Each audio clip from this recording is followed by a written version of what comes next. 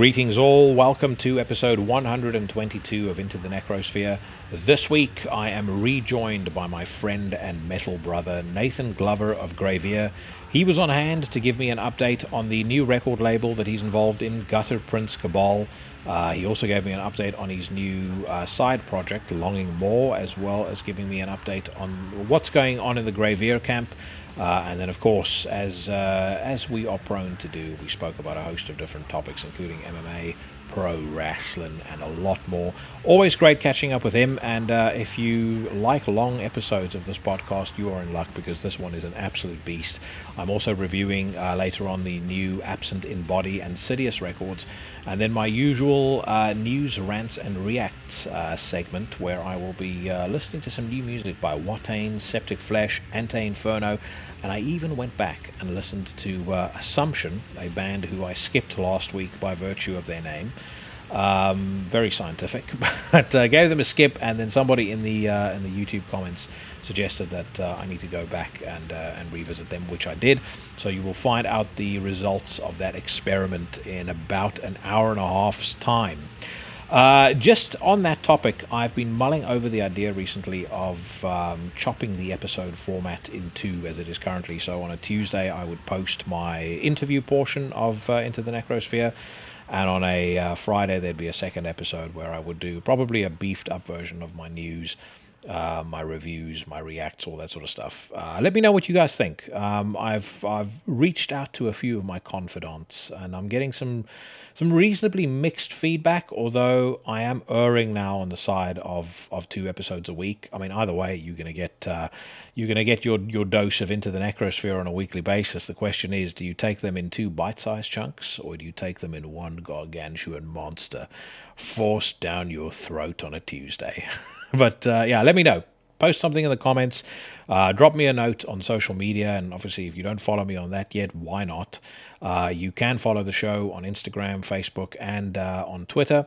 But I'd love to hear from you. And from my perspective, I mean, frankly, it doesn't make a huge amount of difference. I record most of the stuff around the same time, everything barring the interviews. But it's really about what's best for the legions. One reminder as well, if you are new to the podcast, hit the subscribe button, leave me a 5-star review, share the show, do all of those good things, and remember, the show is available on every single platform that you could possibly consume your podcasts on. You can also visit the Teespring store, which I will leave the link to in the description of the podcast, and check out the merchandise that I have over there. Official Into the Necrosphere joggers, hoodies, t-shirts, and all sorts of other cool swag. And then finally, when you're done listening to this episode and you're staggering around your house going, what do I do now? My life is devoid of direction without more Into the Necrosphere. Obviously, there's 121 other episodes on YouTube that you can go and check out. Or you can also check out the fine work being done currently by my brothers in Everything Went Black, the Necromaniacs podcast, the Horrorwolf 666 podcast, as well as Iblis Manifestations. All great podcasts, and all of the same mindset as this one. So do go and check those out. I believe, folks, that is pretty much all the announcements I need to make before I get the show on the road. So let us welcome back to the podcast Nathan Glover of Graveir.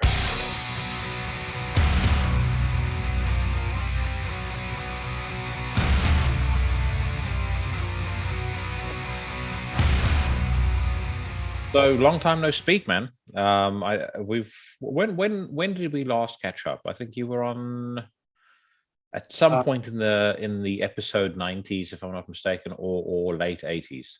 Yeah, it would have been the half year roundup, I think. Oh shit! Okay, yeah. So it's even longer than that. It's 9 months.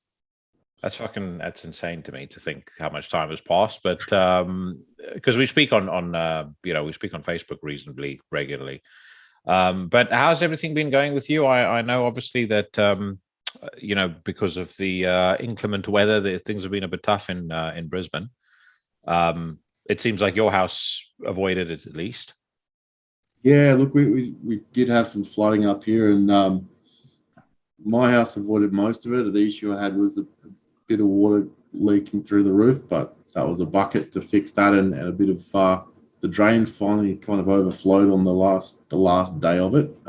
So water sort of started coming back into the house, but like nothing that couldn't sort of be managed with a vacuum and a broom. But not everyone was so lucky, I guess. And obviously our bass player lost all her gear and her car was submerged. And Chris, our drummer, his house was underwater, so kind of lost pretty much everything. So yeah, it's been a bit challenging, but just trying to sort of help people get back on their feet and just trying to replace, I guess, equipment that's been lost and things like that. And everyone sort of pitches in and kind of get things back up and running as far as people's lives are sort of concerned. And I guess with the Graveir stuff too, we're pretty keen not to lose the momentum that we've been building, and got quite a few things in the pipeline. So just trying to get the equipment back as quick as possible and get back to practicing, really. So how are the folks in the band doing now? I mean, I saw the photos that Chris posted on Facebook, and I mean, it looked fucking brutal. Yeah. How's he doing? Is he at least got a place to stay? I know he's got a daughter as well, which would have made it extra stressful. But yeah, is he on his feet? Is he okay?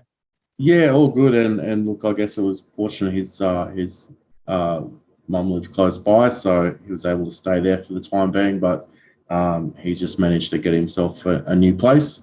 And like I guess a lot of the guys on the music thread and stuff, which you've probably seen, they all sent band shirts and stuff up for him, and people just kind of pitched in and offered things, and that tends to be, I guess, what happens when any sort of trouble strikes anyone. I think particularly the last couple of years with people being locked away in the state of the world, people have maybe learned to reach out a bit more and help each other out, because I guess what we've probably seen is that the government's pretty slack in that regard. Like no one else is sort of coming to help anyone else. So it's really up to us as individuals to help each other out and kind of do what our leadership, I suppose, are not particularly good at.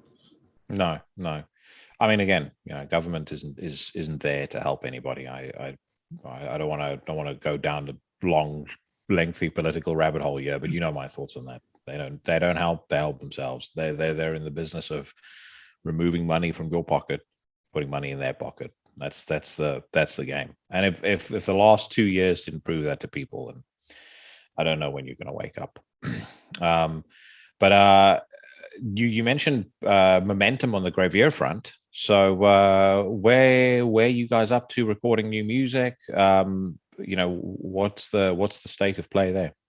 Yeah, great question. I guess we had to. We changed guitarists a little while back. We had a bit of a break with the pandemic. Third album was pretty much written. All the songs were sort of demoed up, but I guess over that period where things were locked down and we couldn't go and practice, one of our guitarists had sort of decided that things had changed for him on the family front and things like that. So he didn't really have the time to put into it. So I guess first job was getting a new guitarist in, and that's been really good, to be honest. I guess he's very much got a very sort of black metal perspective on things. So he's locked in really, really well. Comes to the table with a bit of recording and production knowledge as well. So starting to sort of play some of the album 3 stuff in the rehearsal room and just refine it. It's much darker, much nastier, faster. So having a great time with it. In talks to do maybe a smaller release in between the album as well. So looking to, I guess, get our guitarists to perhaps work on some songs for that. The album 3, just because of the pandemic and where everyone was at, a lot of that kind of came out of my sort of off my desk. Your sovereign wealth fund. So just the bank of ideas. I had the time and I had the means, and I got really busy and productive during lockdown. So, because the album was pretty much done, it was really a case of maybe our new guitarist not being able to put as much of his stamp on stuff where it's done. There'll be bits here and there as we kind of refine the songs through the process of playing them and changing things. But by maybe doing a smaller release, we'll get him to actually be able to contribute some actual writing, which seemed like a good idea. Then hopefully we'll have some live shows in the pipeline as well. Just waiting on dates and things like that, but just in talks to try and get back out there. And for folks that might not know, who's the new guitarist? I think you probably wouldn't want me to spill those beans. So okay, gotcha. I'll keep that a secret. G14 classified. Yeah, that's right. I probably never hear the end of it. That's fair enough. And the shows and stuff that you guys are looking to start playing, I would assume that's around Brisbane. My understanding is it's getting better in Victoria, but it's still a bit whack.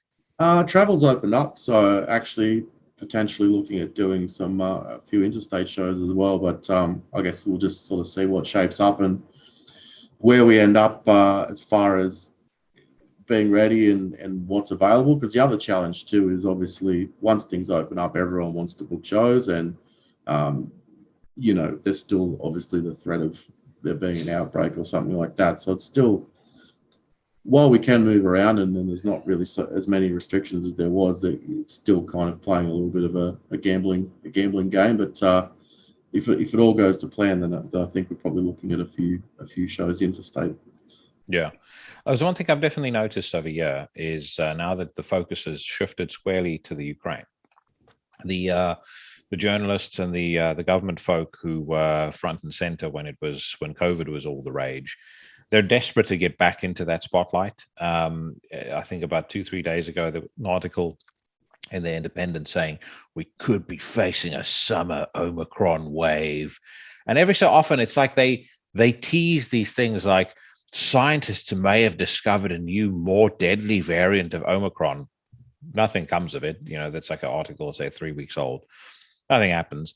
I think the Guardian the other day, when they're a trash newspaper anyway, but they were pushing for essentially permanent public health measures. So permanent public distancing, permanent masking, permanent fucking everything. And it's just, as I said, it's like they're just desperate to get back into the spotlight now. We've come through the worst of the pandemic. The people that wanted to be vaccinated are vaccinated. The others, have kind of fallen by the wayside because all of the vaccination requirements seem to have gone now as well. Equally, we're being encouraged in the UK to take in Ukrainian refugees, which is not it's not a bad thing to be encouraged to do. But they were also, from my understanding, that country is 35% vaccinated. So, previously, if you were unvaccinated, you were scum of the earth. Now we're being told, mingle with them. It's worth it. It's for a cause. But like I said, I thought it was very predictable. I mean, Fauci was on TV a while back as well, talking about how the pandemic isn't over. It could come back at any moment. It's like, your time's up now, mate. Step aside. You've had your 3 years. Your book deal fell apart because you're a scumbag. But it's over now. I'm sure some progressive lobby somewhere is going to pay you enough money so you can shut the fuck up and disappear into the distance. Yeah, I mean, look, I think at the time I was okay with there being like lockdowns and measures put in place. There's something new. We don't know what it is. We need some time to figure it out and prepare our defences, I think, so to speak. But increasingly, I think what was less acceptable was the government not using, and particularly for Australia, which is like geographically isolated, we could see what's coming before it arrives. So to get caught out when you've got a massive head start is just failure to actually use any sort of head start or to do any sort of planning whatsoever. So, inevitably they put all the quarantine centres right in our major cities. So if there was a break, and inevitably there will be in any system that involves people, any breach was going to happen in our main population centres. So wouldn't you just put them kind of outside of town so you can contain any outbreaks and then everyone else can kind of get on with things until you've kind of got a handle on it. And I think the same with as you said, we've pushed vaccinations and most people who are going to get them have got them. We're probably at a stage now where, people's personal preference around what they want to do. It's like, I'm not going to chase someone down whether they want to do or don't want to do something. We're at that point now where like things are a bit less dire, and yeah, sure, viruses mutate and things like that. And that's not to say that tomorrow things couldn't change, but I think at the moment, the goal was always to get to a point where it's not so dangerous to us and we can live with it. And I think we're probably there. So, if you are seeing things like permanent health measures and that, you'd probably be concerned. It's like, I'll give you some leeway while there's something new, but there has to be an end date on it. And if there's not an end date, then I think that's where you kind of say, okay, well, is this actually what it's about, or are you exploiting that situation for your own gain? So, and it's like Alan Averill said on his podcast, are you conditioning the population into accepting permanent lockdowns? Stay at home forever, living in the metaverse. Everything goes to shit. And the thing is also, my frustration with all of this, and I've spoken about it on my news rant section many times, my frustration with it, and it always will be, as evidence has come out that suggests that certain steps that were taken were wrong, no one's coming out and taking responsibility for it and apologizing. So we were gaslit for 2 years about doing certain things. Then it turns out that those instructions or those mandates were incorrect, ill-conceived, misplaced, whatever you want to call it. No one's coming out and saying we made a mistake.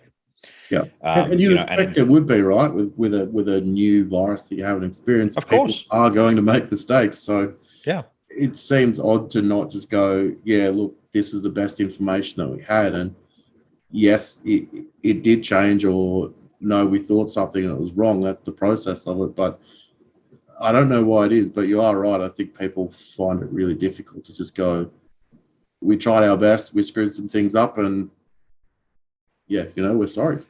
And the thing about it is, if they actually they many of them cry or bemoan the breakdown in trust in institutions.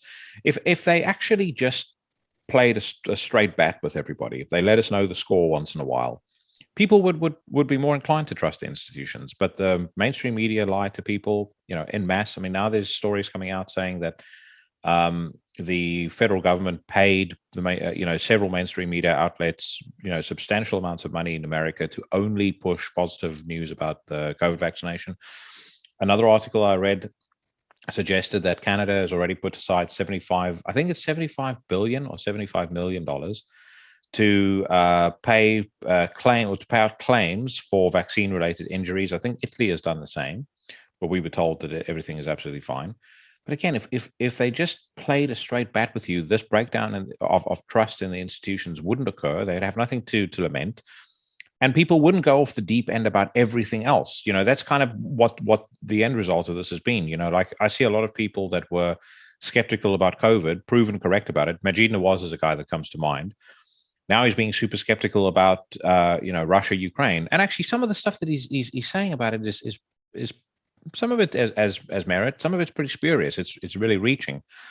But you've conditioned people into mistrusting to an extreme degree every single thing you say. Of course, they're now going to go out and say, if you're pushing a narrative particularly hard, something is wrong. I don't believe it, and I'm going to go and find out what quote unquote my truth is, no matter how off the fucking deep end that is. Yeah, I think what's been really interesting about the whole Russia bit too is that I guess you've seen defensive or maybe more sympathetic views towards Putin's agenda on the extreme left and the extreme right. But I guess maybe on the left, it's a little bit of those old sort of ties to that, like that socialist sort of ideals, even though commies traitor to the country. that Seinfeld episode, the commie traitor to the country. I think maybe it is some kind of misplaced sense there. But I mean, that's quite clearly dead. They're running like basically a kleptocracy. Yeah. but then on the far right, you got, like, I think Tucker Carlson was one example where he came out and was like, and I think from the right, it's actually more a bit of a mistrust and maybe some general disgust with what they see as a weak America. Yeah.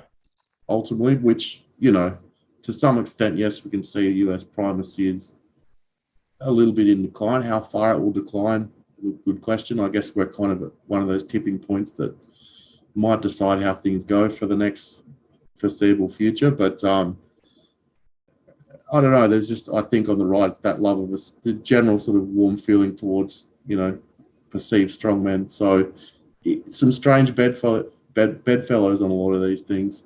You can even see it at some of the freedom rallies. I think that's that weird thing where people will pick, like, obviously any issue is going to attract a whole bunch of people who have a whole range of views on just about any topic. So it's just as true to say, well, we went to that freedom rally and there was Nazis there as there was to say we went to that freedom rally and there was like hardcore Antifa people there. And it's just because people align on particular issues at times. And I think that whole left-right as a political spectrum is not that useful anymore. I agree. It's almost radical and moderate is probably a better. 100% agree. I used this quote when I was talking to Brock of Panzerfaust.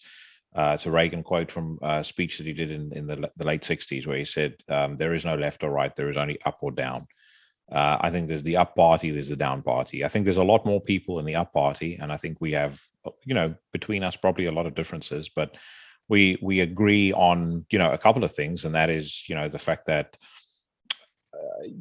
I think the success of policy and the merit of a policy is determined by the outcome of the policy. And like I said, from my perspective, I have yet to see a great deal of success, particularly in the last 20 years, out of much of what comes out of, in the UK, Labour policy, Democrat policy. There's an extraordinary amount of failure from the other side as well. I mean, what I see that frustrates me most, and I think this is probably what the up party has in in common with each other more than anything is an extraordinary amount of dysfunction, and somehow we need to unpack that. And I'm also frustrated by the fact that, if you look at the Ukraine-Russia situation, there's any geopolitical analyst, anyone who's really worth their salt. It's not some talking head nitwit on television or some shill on Fox News or MSNBC or something like that that's just running through the talking points. Anyone can see plain as day what's happened here, and also that multiple things can be true at the same time. Exactly to your analogy about the Freedom Rally. Ukraine can be a deeply corrupt country who have a storied problem with Nazis. There's no whitewashing that. That's been reported by the New York Times for years. It's been reported by multiple outlets for years. There's lots of photographic evidence of it. Besides which, I'm not taken in by this propaganda around how Zelensky is this wonderful and inspirational leader when, as I said, up in the run up until now, he was never thought of as such. Secondly, most of these frontline videos of his are recorded in front of a green screen. At the same time, Putin is a sociopath, an imperialist, and an ideologically driven lunatic. He's always wanted to do this. He's always had intentions to do it. He's been warning he's going to do it for years. I mean, there's a speech back in 2007 that he made to the EU where he effectively said he was going to do it. And Niall Ferguson referenced it in an interview that I heard with him. There was apparently a quote attributed to Angela Merkel after that where she said, "Cool speech." Now, what he effectively was waiting to have happen is getting to a place where he feels he has enough sway and enough leverage to be able to do that. That leverage came from creating a dependence on Russian natural gas and oil in Europe. So that's why we have Germany slow walking any sort of sanctions to the table, and getting to a place where he felt America was weak and wouldn't act, and we most certainly have that. Now I read there's another thing. I can't remember if this was reported in Politico or in The Hill. So again, reasonably credible news sources. This is not some fucking whack bot nonsense that's been come up somewhere. But there's a lot of investigations being done now around the Russian money that's flooded Greenpeace and that has flooded several environmentalist groups because ultimately the pressure that they placed on government is part of what drove them down this crazy utopian pursuit of zero carbon emissions, and which again, two things can be right here. It's absolutely right to care about the environment. It's absolutely right to want to put in place structures that protect the environment and protect the planet for future generations. But it can also be true that you made a complete fucking mess of it because you're an imbecile politician who only cares about headlines, and that's what they did in Europe. That's what they're busy doing in America. America was energy independent. Now they're about to trade. They're about to trade for oil with Venezuela, with Iran. They're about to enter into an Iran deal that's a complete and utter fuck up and a catastrophe. And again, anyone smart enough to look at that will know this is a mess, and this is going to set up for a lot of pain down the line. But and sorry, I've gone down a rant now. But my point was, what frustrates me about it is there are so many people that can't dig just a little bit further than those talking heads and a little bit further than the news headlines, see what's happening, and hold these imbeciles accountable. Because it's the same with COVID. The mess that these countries created with printing money and the inflation they created, the joblessness that they created. I mean, now obviously joblessness is sorted out, but we have massive pressure on cost of living, massive pressure on people's day to day, their disposable income, all of that stuff. All of that was it was political incompetence, pure and simple. But no one holds these fucking idiots accountable. And in the meantime, we're kind of being force-fed this propaganda of, we all need to band together around this cause or that cause or that cause. It's like they throw us these morsels to keep us busy whilst they keep on fucking up in the upper echelons. Yeah, no, look, I think there's definitely some merit to that. And look, anything to do with geopolitics is hideously complicated anyway, and no one's got clean hands on it. And even at a local political level, things are just as complicated. But I think it goes back to that point you made, is that really how well society functions relies on that social fabric, and a big part of that is trust in institutions. And when you have good trust in institutions, you have the ability to take actions and people will go with you on it. But I think over time they've been politicized. Our press has become, just for Australia, we've slid down the corruption index.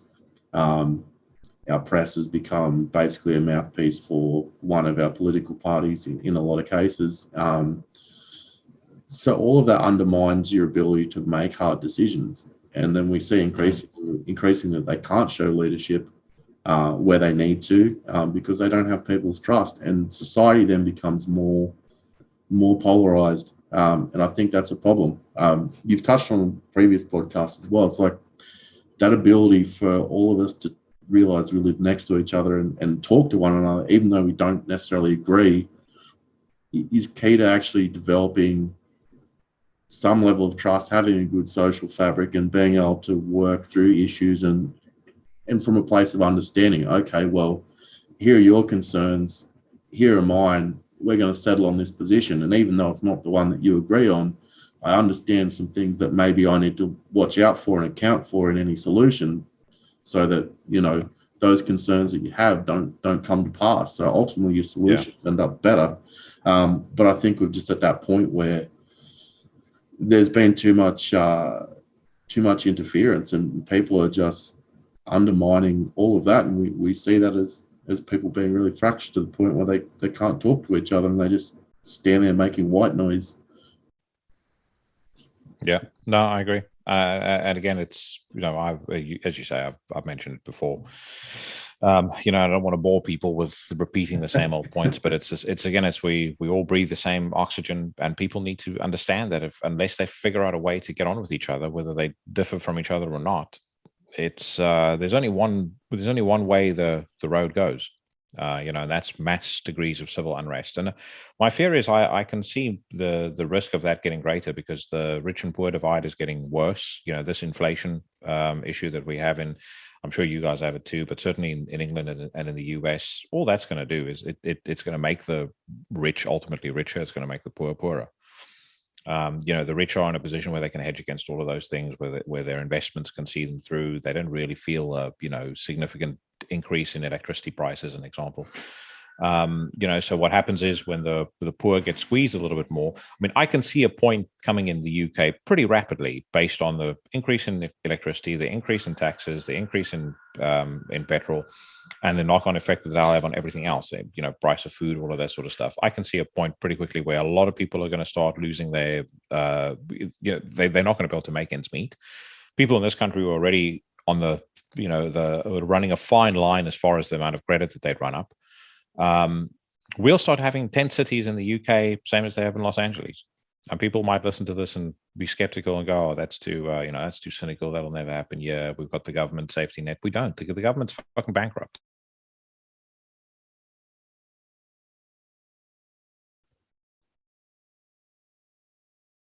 According to Labour over here, they'd found 50 billion somewhere in a some fucking shed somewhere, and this was supposedly should be used to help the poor. They don't have 50 billion. They don't have money to cover their budget. I mean, I don't know what the exact numbers are, but I know they've been running a significant budget deficit for the last several years. And the worst thing about this country is, we vote today. At least some of us voted in a conservative government because we wanted fiscal conservatism. These people are as fucking fiscally irresponsible as any party I've ever come across in my entire life. And the alternative are a bunch of communists, anti-Semitic communists. so it's anyway. I'm turning 40. I guess the excuse I'll give. I'm turning 42 on Sunday, so I can start ranting and raving like an old man. Let's talk about. There's two critical social issues I want to discuss with you, and then I know I want to talk about some other stuff, some news that you've got to share as well. Sure. Critical social issue number one. I picked this up this morning on. I logged on to I just check my phone just to check the news. And normally I avoid anything on Blabbermouth until I until I do my news rant segment, because I wanted to want the reaction to be fresh and authentic. But I picked this up, and this ties into stuff I've been talking about for a while now. So I'm just sharing with you so you can see. Emperor's Ishan, R&B superstar, The Weeknd is darker and more edgy than most new extreme metal bands. Now, question to you as someone who is in a dark and extreme metal band, what are your thoughts when you read bullshit like this? Because I thought to myself, okay, let's give him the benefit of the doubt. So I went and I listened to 5 Seconds of Dawn FM, which is the new album by The Weeknd. It's crap. And in terms of darkness, I mean, all Depeche Mode records post 1985 are darker. I would make an argument, and you'll know this band, some folks may have forgotten them, but Bros made darker music than in The Weeknd. My thoughts on this are very clear. I find it fucking disgusting. I'm insulted on the band's behalf when I read comments like this by dusty old farts whose best music was made in the mid to late 90s. But lest I rant again, your thoughts? Yeah, look, I guess if you got me to listen to some like modern R&B, would I take The Weeknd over a bunch of other auto-tuned twaddle? Probably, but that's a poor choice in amongst maybe poor choices. But as for, I guess, Isan, I guess I'd say, look, I love your work, but when your current work is like that collab with Trivium, that's kind of garbage. That's a polite way to put it. Horse shit. Don't know that you can talk about what's dangerous. I think maybe you've lost a little bit of perspective. I think he sort of acknowledges that and saying maybe it's just me being old and grumpy. It's like, yeah, it is. So just for folks who haven't read the article, I'll read some of it. So black metal legend Ishan has criticized the current metal scene for its lack of danger, claiming the R&B superstar The Weeknd is edgier and more experimental. The Emperor frontman, whose real name is blah, we don't have to read that. Anyway, he comments about the new Weeknd record. It's so heavy, Ishan said. Maybe it's just me being old and grumpy, but there's so much new metal coming out where there's no danger. I listen to a lot of commercial R&B like The Weeknd. That's darker and more edgy and more experimental than most extreme metal bands, to be honest. I mean, it feels like he's trolling. It's such a fucking stupid thing to say. And, freedom of speech, all that jazz, he's entitled to his opinion, but I'm entitled to mine too, which is why I'm giving it. It's such a fucking moronic thing to say. It just speaks to someone. And you actually I completely forgot about that Trivium, record, or Trivium black metal record, even though I did a react to it the other day on the podcast. But you are right. I mean, that is complete crap. But he hasn't put out anything decent for a very long time. Like if we go through the Ishon solo catalog, let me pull that up. We'll get it up here my view on these ones too is the same as the Dark Throne ones. Like, well, if you think that, go do something about it. It's like, well, if you're not, you kind of can't just coast by on what you've done in the past. It's like that was then. If you're still making music, then you're just as responsible as new bands. I mean, I don't think what they say is true. And if you look at the quality of the releases of the last couple of years, I think that puts that argument to bed. But I don't know. I just feel like these guys sometimes get out of the loop, and I get it, but like this always the same argument. And I know for the likes of you and I, who I'm constantly looking for new music. If you look for it, you'll find it, and if you don't, then you're gonna only, see that there's not.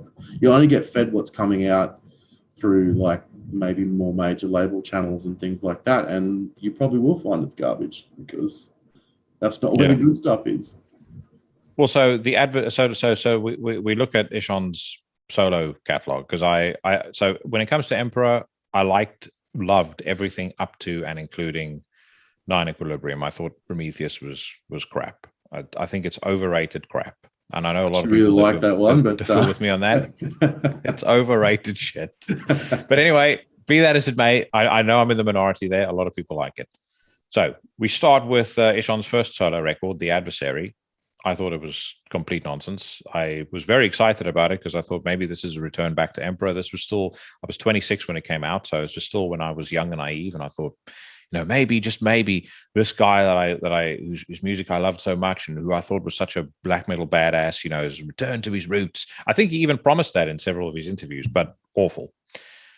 Angel, whatever you calls it, in 2008, that to me was a rare exception, although I haven't gone back and listened to it for years. I suspect if I listen to it now, I may not enjoy it. But either way, I did think when that came out that wasn't bad. After, shite. Eremita, crap. Arctis, complete shit. Amber, whatever it's called, total nonsense. And then the worst was this Telemark EP that he put out, which he said was a return to his black metal roots. But the second song or the third song has a bunch of fucking saxophone nonsense in between, just the most boring, hackneyed riff nonsense that I've heard in a very long time. Like if he was not formerly of Emperor and his stage name was an Ishon, I have a hard time believing that garbage would have gotten signed and put out by a record label, especially knowing like the quality of the bands that I get send demos by and the unsigned stuff that I've heard, and those bands I know have been rejected by several record labels inexplicably. But I have a very hard time believing that a significant chunk of what he's put out in the last 10, 15 years would be put out by a record label if he wasn't who he is. And by the way, I think the same is true of Dark Throne too. I don't think Eternal Hells would have seen the light of day, not on a record label, if they weren't Dark Throne. Yeah, look, I probably haven't been a big fan of. I didn't mind some of the earlier solo albums of Isan's, but I've kind of dropped off just because, they're not super interesting to me, and I guess maybe he just feels the same in reverse. So I mean, that's his right, but as you say, it keeps coming up, and it's kind of a repeating pattern from people, and you just go, well, I think some of it's just a thing of kind of getting a bit out of touch with stuff, and maybe comes from not actively hunting new stuff down. The thing for me that I just find so one is, as I said, it frustrates me when I know there's so many phenomenal bands that are heavily influenced by Emperor, doing their best to honor that legacy in some way, and then that is his response to kind of broad brush, they're all rubbish and they all lack any danger. So that to me is egregious. But then the other thing is you don't have to look far. I mean, it's like even if you look at some of the stuff coming out on bigger labels. I mean, would I class David Morty as a bigger label? Probably not. I mean, they're a phenomenal label. But I mean, Season of Mist, there's a bunch of great stuff that has come out in Season of Mist. The new Hell Militia record, genius. I mean, but if you want to talk about dark and experimental, has he heard the new Bloodhouse North track?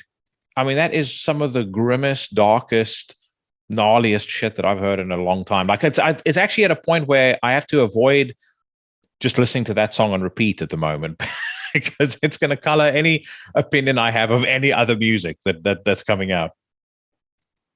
Between that and that Idol of Fear record that I sent as well, like there's plenty of dark and experimental things happening that are just sitting in that pocket of being really kind of menacing, and I think we'll see a few really good records on people's top 10s this year.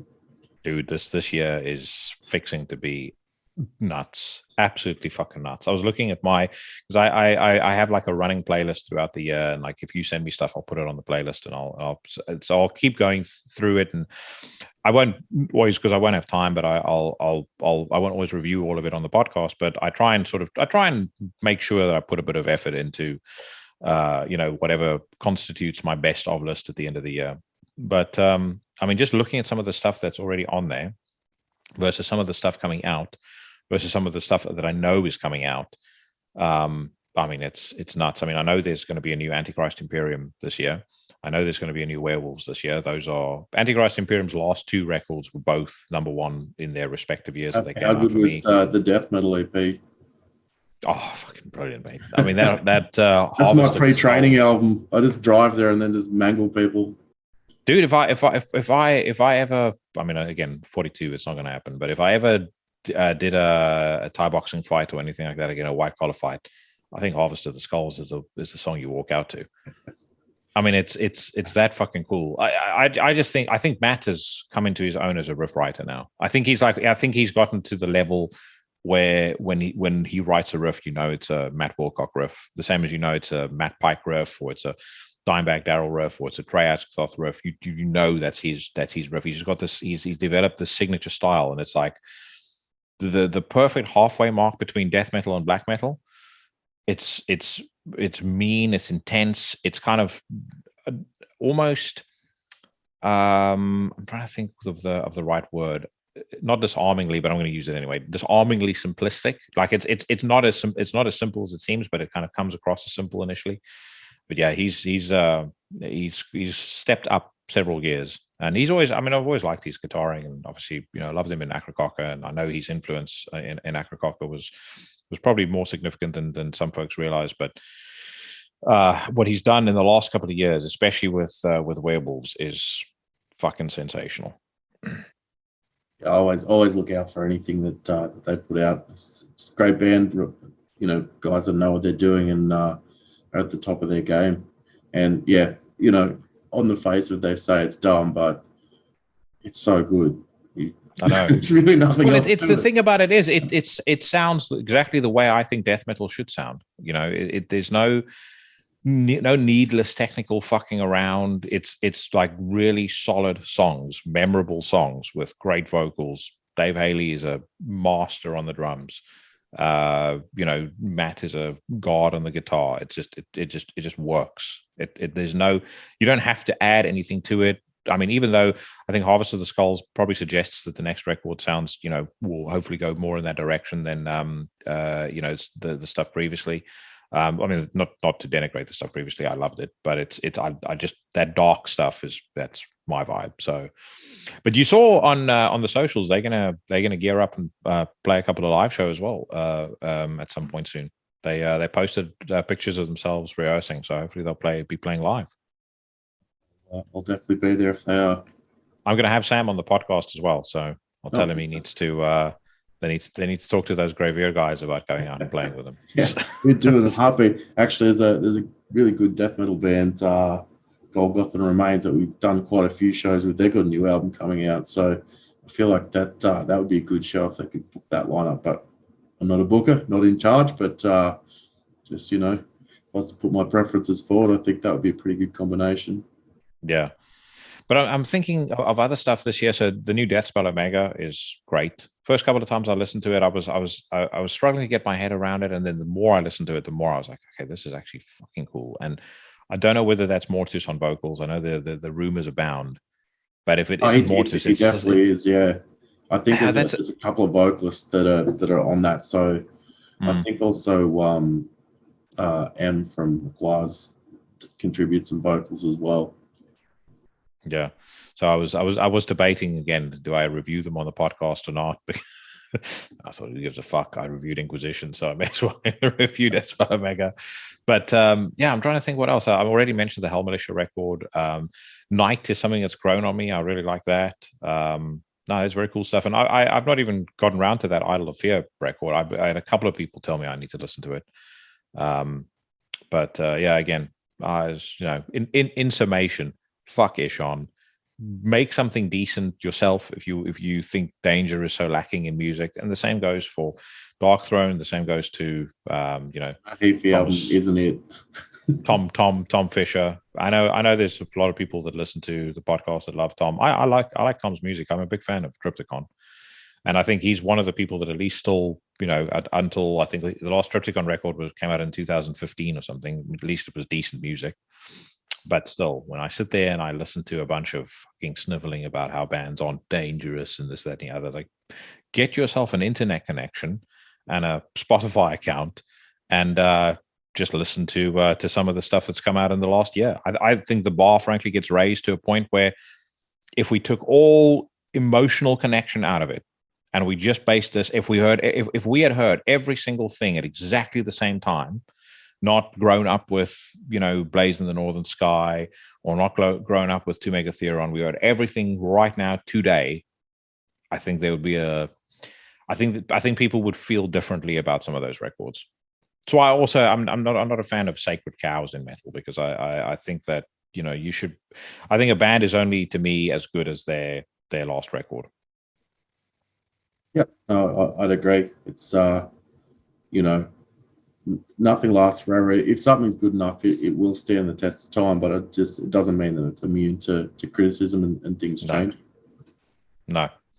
So next key social issue I want to discuss: Jorge Masvidal sucker punching Colby Covington in a restaurant post their fight at UFC 272. Firstly, did you watch UFC 272? I did, yes. Yeah. And thoughts on the fight?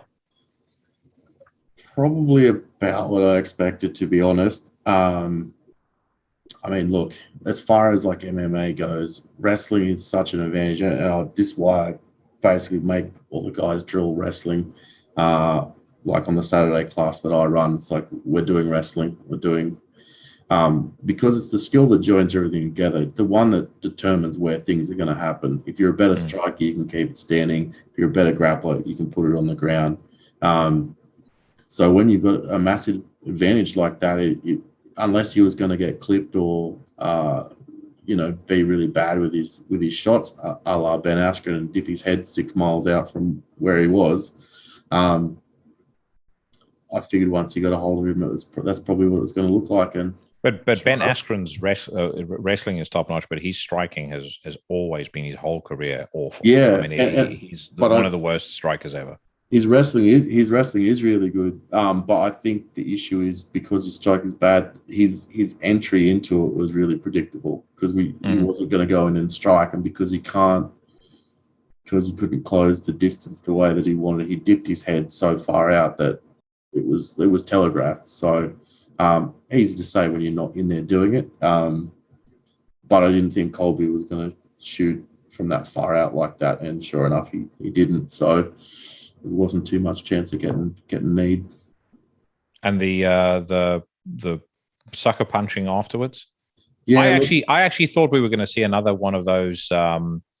Was it Josh Koscheck that punched somebody after the no, Paul Daly against Koscheck. Paul Daly against Koscheck. Yeah, I thought we were going to see something like that, to be quite honest with you. I was like, when you could tell Colby was expecting it as well. He was kind of, I rewatched that fight again the other night. You could tell he was kind of like leaning to the side when he was being brought in to read the result. But I mean, I'm almost not surprised that it happened. You know, the amount of shit that Colby talks, it's like it's I'm almost not. Yeah, inevitable. I'm not surprised. I knew their dislike was not. I guess a fake thing, but I think the point that someone raises pretty good is like you had 25 minutes to do something, so Yeah, you couldn't do it then, you had to sneak up. But at the same time, it's like how much should we allow trash talk? To what extent do we go? Okay, well, it's just words. It's like, yes, but if people don't know where the limits are, what's to stop them from continuing to talk shit? No. Does that mean? I think the other issue is just him kind of getting in disguise and sneaking up and finding him somewhere with a bunch of people around him. It's like, it's, I get you want to try and defend your family's honor, but doing it in a dishonorable way doesn't really doesn't really set the example. If you maybe dealt with that in a more honorable fashion, you might also go that I think that might be accepted a little bit better. yeah. That's what Well, people. I I'm scratching my head slightly over what exactly Colby said about his kids directly. He called Jorge a deadbeat dad, but I don't think he didn't say your kids are ugly and they should be sent to the orphanage. I mean, it wasn't like something like completely ridiculous and egregious. I will admit, I'll just say this right now. A lot of people are going to hate me for this. I find Colby fucking hilarious. I think he's one of the great heels of our generation, and he's making a lot of money as a result. I mean, he's achieving exactly what he wants to achieve. I personally think much of his shtick is a total act, but I think he realizes my fighting style, much like Chael Sonnen did, my fighting style isn't particularly exciting. No one's going to pay to watch, some crazy fucking, whirlwind fisticuffs that I engage in, where we both get stretched out of here in a pool of our own blood. I basically, wrestle people to the ground, smack them around a little bit, and that. But I grind out wins. There's only like one or two people that were able to kind of be nice guys, quote unquote, and get away with that and still be the draws that they were. GSP was one, Randy Couture was the other. But there's not a lot of other folks. Maybe Hendo to a degree, but Hendo, also had the H bomb, and so even though many of these, Rob Whittaker would be one that I'd say is, he's like I don't get into that. I don't really trash talk people, and gets away with it because that's who he is. But he's got a more exciting fighting style, though. He can get away with that. People will tune in because his fights are very exciting. Hendo, people tuned in because his fights were. I mean, he like I said, he's a different cat. He's my favorite fighter of all time, but he's a different dude. But he also had the H bomb. So even if some of his fights were going to be like a wrestling grind, there was always the hope that at some point he was gonna land the H bomb, and then it was over. Yeah. But I personally think Colby's smart. I think it's smart business. He gets people to hate him. People pay because they want to see someone beat him. I'll bet you 80% of people that bought the UFC 272 pay-per-view did so because they hoped to see Jorge Masvidal do what he had promised he was going to do, which was kill him, send him to hospital, etc. As you say, I pretty much thought that exactly the same as you did. I said it's going to be a 5-round fight. He's basically just going to get outworked and whipped, and he's going to be frustrated and cry and sob about it by the end. And then, ambushing somebody in public, while he's out and he's, boozing and stuff like that. I think it's pathetic. You're a grown man. You're a professional. Dude, settle your business in the cage or shut the fuck up. And I think there's a distinct difference there. And look, definitely a career move as far as, the playing the heel character straight out of pro wrestling. But, there's levels you can go to where I think you're kind of pushing the line too far. And like another example is the Conor Khabib one where, he's handing this Muslim guy alcohol, like saying stuff about his parents and things like that, calling him a coward. It's like culturally, someone will kill you for that. And was that Conor or Colby? No, this was Conor in the Khabib press conference. I was just sitting there, but you can see he's like, you can't talk like that. And sure enough, once it came to it, he's like, you can't talk like that, and now I'm going to show you why you can't talk like that. It's like we have rules around here around what you can and can't say and what you can and can't do, and you've gone past them. But you Mm. could see him just eating it up, and then like obviously at the end of the fight, jumping over the cage and that. Yes, it's a bit wild, but you can't say that he did it behind his back. He's just like, I put up with your shit, and now, I beat you, and now I'm going to settle my business, and we'll settle it up front. So I think that's why the reaction's different. It's like he's not sneaking up on him in a restaurant. He's going, let's talk, let's do business. Yeah, I agree. I agree with you on that. And also I have more respect for Khabib because he proved what he needed to prove in the fight. He didn't get smacked around for 5 rounds and then be salty about it afterwards and go on about how for all intents and purposes, Masvidal, yes, he said, he's a good wrestler and he beat me. I wasn't at my best tonight, but it was like, he couldn't believe it, sort of thing. I was like, believe it, mate. 25 minutes of getting worked and then being called Miami street trash afterwards.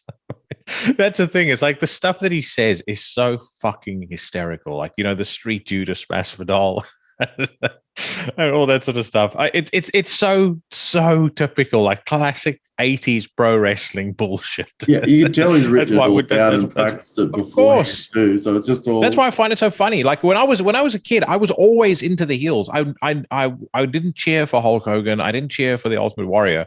I cheered for, I was 10, 11 years old. I cheered for Ric Flair because Ric Flair was the funniest. He was saying the craziest shit. And then I later on, I cheered for Stone Cold when he was a heel because he was saying the craziest, funniest shit. I cheered for The Rock when he was a heel because the biggest nonsense was coming out of his mouth. I was so fucking happy. I can't tell you, like I was out of my chair screaming with joy when Bash at the Beach happened in 1996. And the third man was revealed to be Hulk Hogan, and he did that long 10-minute speech about how he had tried to lead the kids down the right path, but they wouldn't listen, so they can stick. I mean, it's fucking brilliant. Yeah. Absolutely brilliant. Do you follow the sport of kings, professional wrestling? I used to for a long time. I actually read a lot of the backstage news and the shoot interviews. I don't actually watch that much wrestling anymore. Same, because I don't really like the way the product's gone, to be honest. I tend to side a little bit more with Jim Cornette around what wrestling should be. It should be a little bit more sort of sports based and trying to make it believable. But I think some of that also comes from my background in my love for catch wrestling as well. And I would like to see, I think the stuff like the wrestling promotion that Josh Barnett's got looks like it could be interesting, a little bit more like use of realistic submission holds and things like that.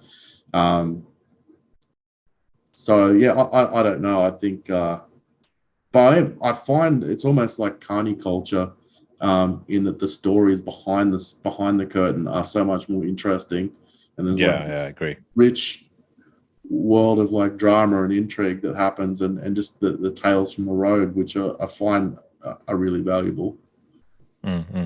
Yeah, I agree with you. I think the only thing that's really restored, I stopped watching the last wrestling pay-per-view I watched, not called AEW Revolution 2022, was the first ECW One Night Stand. I think I might have watched a little bit of the second one, and then I was like, I'm out. I'm not watching this garbage any longer.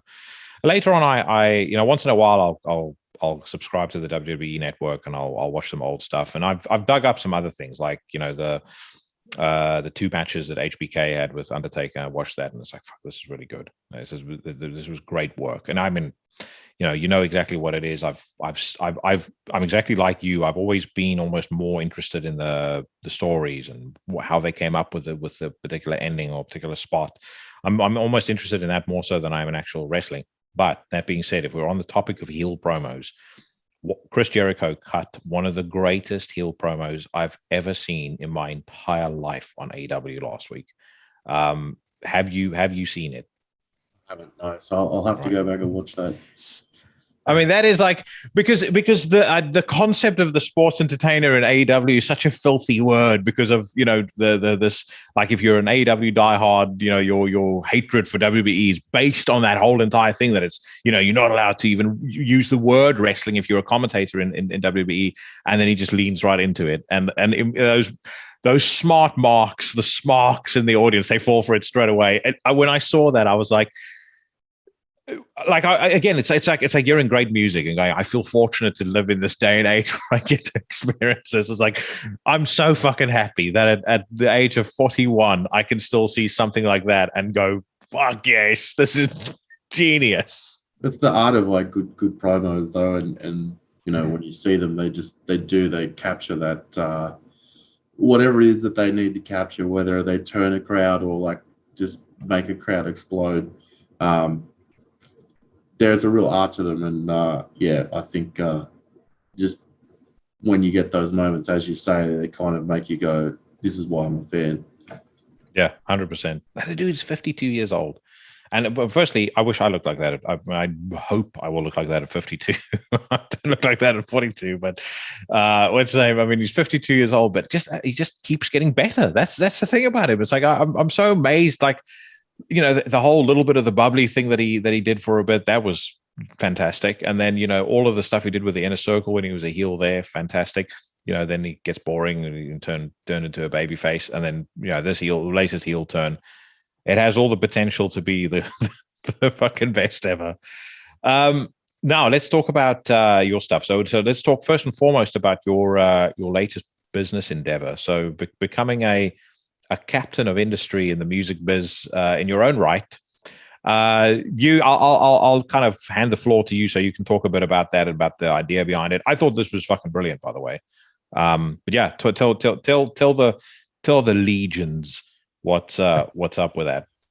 Yeah, look, I guess we've got a bit of a music thread that is just a bunch of guys that all know each other from, I guess, playing extreme metal, and whether they're people that run zines or are musicians or been involved in label or promo side of things. We're all sort of sitting there during lockdown. We can't travel anywhere. We can't do anything, and we can see our friends going out of business and stuff, where they own venues or they're sound engineers or what have you. We kind of went, well, look, the government music's really low on its list of priorities, and extreme metal's even lower down on that priority list, so as to be non-existent. Like no one's coming to help out. Like that's the reality of it. We've all acquired a whole bunch of skills over time. Between us collectively, there's quite a lot we can do when we all sort of put our heads together, and it's like, well, how can we do something that's not going to compete with the things that our friends are doing, because we don't want to put any more people out of business, but how do we give something back, given the fact that we're all here having these conversations and keeping each other sane throughout lockdown and all the rest of it is really because we've all got together at shows. When someone's in town, you let them stay on your couch when they're touring. So like we've gotten quite a lot out of it over the years. So it's like, okay, well now we need to hand something back. So what can we do, and how can we find an interesting way to help without cutting into someone else's sort of financial into their business or their financial well-being. So where we kind of landed was to set up a label, which we have, which is called Gutter Prince Cabal, with a very specific focus. We want to find demo bands from our region, sort of Asia Pacific and surrounds. So bands from New Zealand, bands from across the Asian region and locally here in Australia that are kind of at that demo stage where they haven't really. They might have an EP out maybe, but no one's sort of found them. So we want to dig them up. And the biggest risk for labels is bands that have come from nowhere, have no sales history, bands that haven't been through the album process, don't know what they're doing. So we said, we'll find the stuff and we'll dig it out. We'll find the stuff that we think's really good, and what can we do to show off our region? We'll give them advice, we've been around the block enough times where we know enough people and have enough stories where we can guide people through that album process. You know, in some cases, if they're located in the right place, we might be able to help with mixing, mastering potentially. You know, we've got someone that does graphic design, fantastic graphic design. And we've got some, you know, advice in the ears of people where we can, you know, if we need advice, we can send Dave Haley a message or someone from, you know, like Brilliant Emperor or our own label Impure Sounds, where we can sort of reach out and get advice. But I think we want to do one record with these bands, give them that record under their belt where it's all professionally done, and then help them go somewhere else. We don't want to hold on to them. They can keep all their masters, everything else. We're essentially just pressing the record and making money off that to fund the next release. But they'll keep their masters and the rest. So if they want to go do a CD release or do something later, they can. They'll own their stuff. But we want them to go somewhere else. So, you know, if we find a really, like the next Werewolves or something and Season of Mist comes knocking, then we'd say go there. Like, if we know and we know enough too, because I guess we've had our stories of dealing with labels, good and bad, and it's like if we know someone's not going to be a good fit or not going to get looked after, then we're going to help guide them to somewhere where we think they will have the right experience as well. So it's in part label, but in part sort of, I guess, a bit of advice and getting people ready to go out and do better things. So I think there's a little bit of a unique proposition for what we do, which makes us a little bit different to the standard record label. And there's a whole bunch of it's about 10 people. So the other bonus is we've managed to link in with some European distribution. So we'll have a much bigger footprint than what we otherwise might have as just a sort of small local label. And we'll do as much as the budget allows, right? So we just keep putting money into it and time, and if we can only do 1 or 2 releases, then that's what we do. But if they sell well and we do okay, then that'll help us fund more things to whether that's getting involved in things like live shows in future or putting out more releases or being able to, you know, improve some of our services. That's what we look to do. It's not so much a money-making venture as it is like how much money can we make back to put back into, I guess, a scene that's given us quite a lot, and we just want to put something back into it to say thanks. Yeah, well, and also a scene that's thriving, because there's so many. If I just think of Australia, there's so many great bands in Australia that a lot of people have never heard of, and it's a shame, because I think the Australian scene is one of the most interesting and one of the most vital scenes right now on the planet.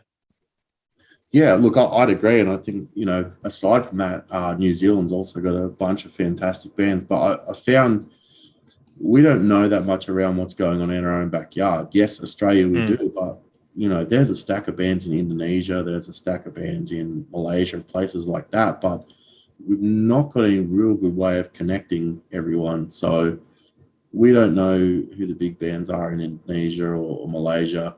If you think about it, there's a little tour circuit there that you could put together. If you could just connect everyone, and you could have bands from Indonesia coming into Australia and doing tours, and then vice versa, bands from Australia. So you just try and create a network.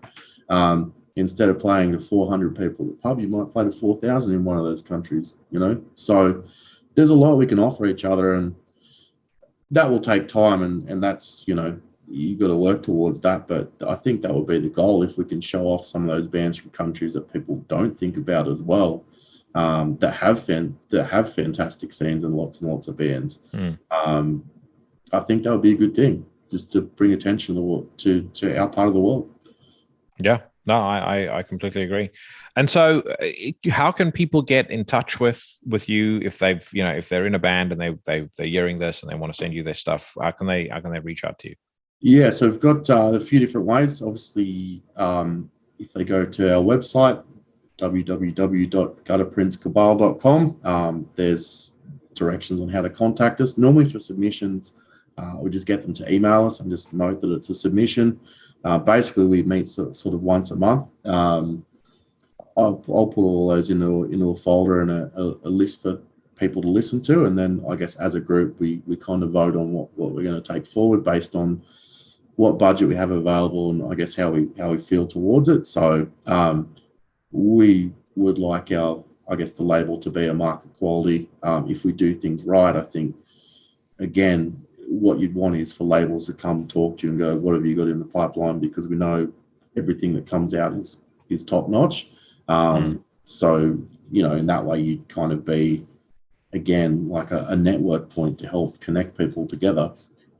So that's the goal. We want to keep the quality really high, but yeah, if you want to get in touch, just send an email to Gutter Prince Cabal with a link to demos or live footage or whatever you've got, and we'll take a vote on it. And anything that you have in the pipeline that is coming out already? Yeah, so we'll probably have the teaser video up maybe by the time this goes to air. But the first release will be an EP from my solo project, Longing More, which is something I worked on in between sort of getting the third Graveir album written, and I still had a bunch of songs left. And there's a few reasons for that as well. So I guess the main reason being that when you're just starting up and no one knows who you are, you don't have a website, you don't have anything ready, no one's going to know you from the thousands of scam emails that bands get. So the first release is always going to be difficult. I had it ready, and it just seemed like a logical way to sort of start things up. Not that Graveir are a massive band, but I think we've worked hard enough where we're at least reasonably well known, where that record might have a little bit of add a little bit of oomph to the initial release. But I don't want it to be, the label's not intended to be just a dumping ground for all of my side projects. This EP comes out on that label, and then I've got to go, I'm not treating myself any different. I've got to go find another one for the next one. But it's just to get that ball rolling. So we've actually got our second release in the works. So we've been in talks on that, and I think that's pretty much in the bag. I'm really excited about that one, but I can't talk too much about what it is. But the first release, I think the first couple are difficult until people know who you are and you get a bit of a reputation. But I think between this and the next one that we have in the works, hopefully that will be fairly short-lived, and we'll see people reaching out. So the question around Longing More is this a satanic record or your most satanic record that you've ever made? I don't think it's satanic at all, actually. A lot of it comes from... This interview is over, unfortunately. That's I've spoiled everything. No, well, I have heard it, so and I know we're gonna play a track by it when we say goodbye. But so give me a bit more, or I'll give folks a bit more background around how you stumbled on the idea, what the record's about, etc. Yeah, so again, it was, I think, working through it during lockdown and during COVID. I'm fairly well insulated from most things that happen, but there was a lot of dealing with everyone else around you is struggling a lot with lots of personal things, losing jobs, all the rest. So, having to sort of help people through that process, there's a lot of stress and negativity that comes as a result of that. And I guess the idea behind Longing More was, as I describe it, it's music to feel worse to. Sometimes you want something to feel good. Sometimes you just want to dive face down into the pit and just soak in it. And that's very much Longing More. It's just a channel of negative emotions, self-loathing, doubt, grief, depression, all of that type of stuff. Just to put it somewhere. You can carry it around with you. You can turn it into something and put it somewhere. And that's very much what it is. It's just a cathartic channel to put that somewhere and turn it into something creative. And I think just to push myself musically. As mentioned, I do a fair bit of writing for Graveir, but I never really had a lot of confidence as far as being a musician. And then over time, I've just gone, I've done most things already, so why don't I just try and do it? And I've been setting myself writing challenges where I'm like, I'll write a record in a weekend. So I'll just sit down, no riffs ready. I don't know what tuning it's going to be in. I don't know what style it's going to be in. I'll sit down and I'll just start. And then by the end of the weekend, I'll have a record. So this was the first one of those. I've done another one since. So I've got another side project. I was just about to say, you said side projects plural earlier. So what else have you got in the pipeline? I've got a long gestating Doom thing I'm doing with a couple of friends, and that's kind of was again on all of our different timelines. So who knows how long that will be. But I did another one of these weekend writing challenges, and this one will be a little bit more of a band effort with some of the guys from the music thread. That one's going to be different again. No intent to sort of play that live, and that's really kind of. I'm just playing guitar on that one, but trying to get really weird, using a lot of unsettling sort of effects and things that you're just not going to create in a pedal. So that should be fun. I'm keen to sort of. Would it be as dark as the new record by The Weeknd? Because if it reaches those depths, that's a tough bar to get over.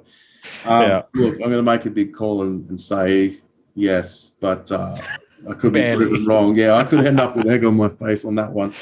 Yeah. No, but I think this this record label idea is awesome, and I think if you can get it done in the right way, like where it almost acts as a feeder for for bands to come through and then get opportunities elsewhere. I think that's amazing. And you mentioned Indonesia. I played a track by War Cult. That's the Indonesian band that immediately springs to mind a little while back. And I mean, I've listened to all their records. Great stuff. So you are absolutely right. I mean, there's awesome music all over the world. And the fact that you're giving back to the community, I think is awesome.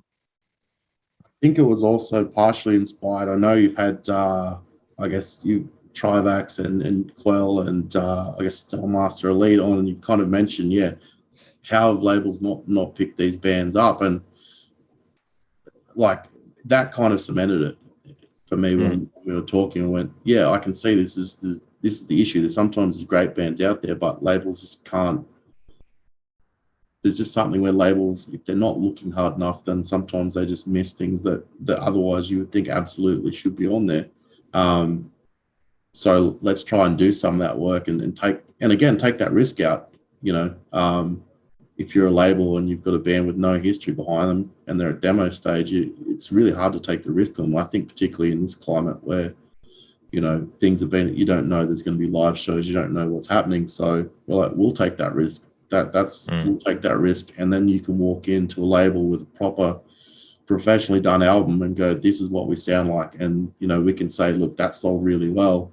And if we know the label and we have contacts with them, then we'll go, hey, check this out. We want to help people connect to that next level. And like, again, this is pie in the sky, but a nice goal would be, if we were talking to people like Season and Mist, and we could see some bands that we picked up on labels like Devon Audio, or like Season and Mist, or wherever they want to go, but in a place where they've got good distribution and people like bands from this area are fantastic.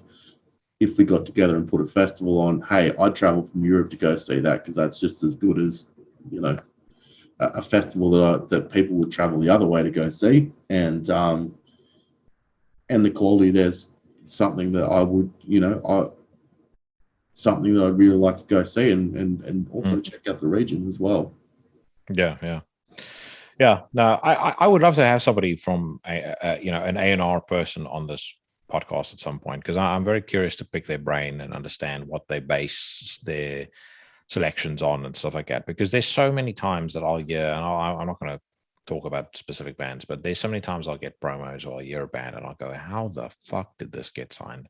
Especially when I compare it to that growing list of bands that I've wheeled out on this podcast several times, of bands that do phenomenal music that I think have extraordinary amounts of potential. And I get that money is tight in the music industry, and I being the unabashed capitalist that I am, I do understand everything is a business decision, and maybe the world just doesn't share my tastes in music. But then, like, when I compare, even when I look at how many, so you take Trivax for example, if I look at how many people Trivax can get to a show, what Cheyenne has been able to achieve by himself with that band, without any record label support or anything like that, versus bands that are signed to reasonably decent labels, it doesn't make sense to me. I don't even as a business decision, it doesn't make sense to me.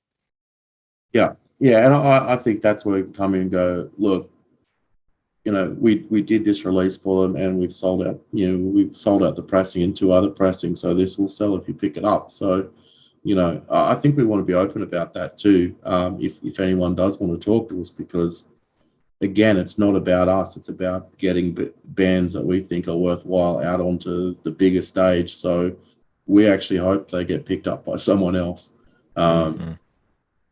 So yeah, like I mean, as far as that goes, again, it's about taking that risk out for labels, because then they can go in and know, like they can hear what it sounds like properly. If they want to talk about whether it's sold well or not, or the rest, we can go into those details, and then they're making a decision that's based on some information as well. Do you think, in years to come, especially given the economic pains and sorrows we spoke about, do you think labels are going to become even more risk averse? Look, I think it's possible, but I suspect maybe the reverse might happen. Is people might go, "What is it that labels are doing for me?" Like other than maybe taking my money, I can do marketing. I'm really good at using social media, and if I take the investment to press records myself, can I set up or tap into an existing distribution network? And it might be a case of going, well, actually, I've done most of the creative work. What is it that you're going to do for me?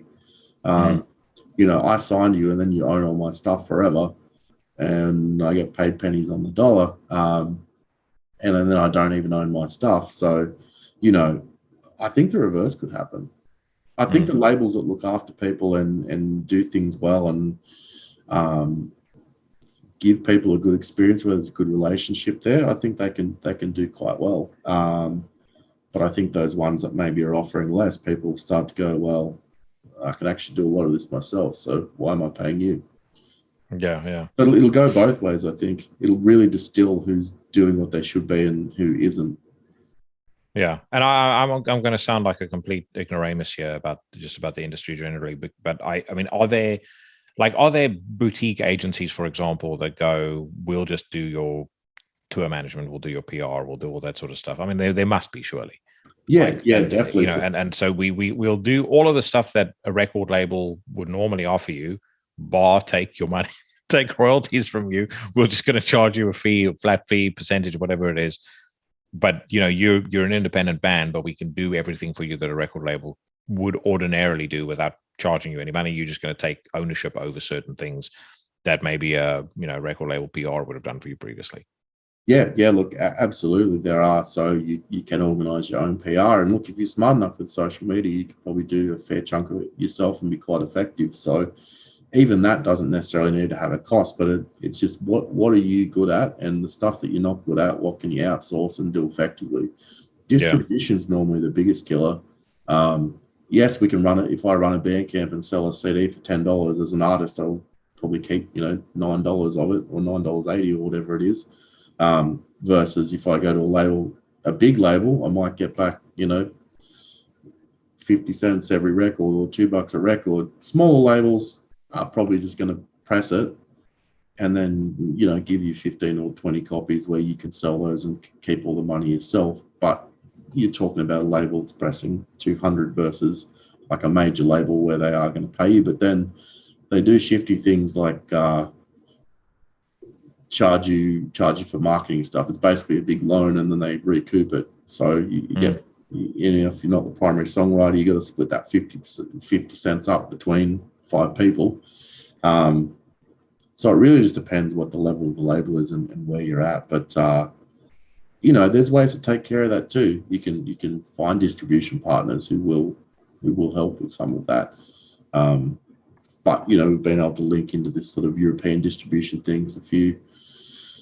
A few different labels from the area decided they'd set up a shipping base over in Europe. So again, just tapping in, and people, instead of being very protective of what they're doing, are like, okay, we can all benefit from this. So let's help each other out. And there's a lot of that.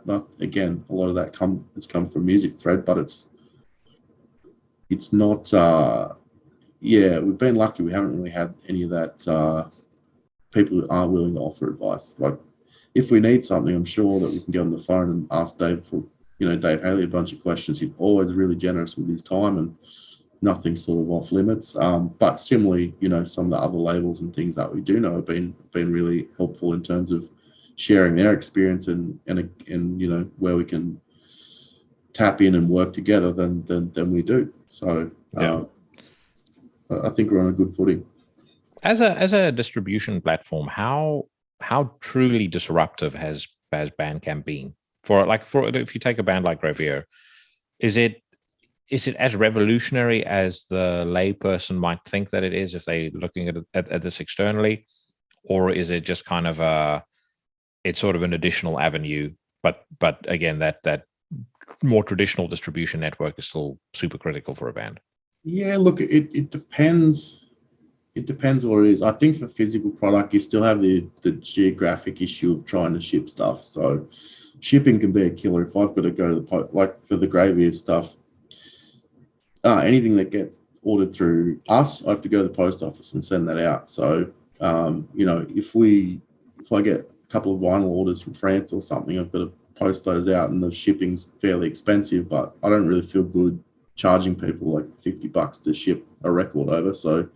You need to charge a premium on top of that because it's your time ahead. So $70. Well, yeah, but my view is I don't do it for money, so we kind of eat shit on the international postage and kind of break even on the local stuff. So, but that's a personal choice. Not everyone can do that, by the way. But it is in the sense of the digital stuff, and also from the sales, the revenue share. Like Spotify is basically a library that hasn't paid for its books. It'll give you 0.001 cent and claim that that's okay, but the way they funnel the money is to the major labels anyway.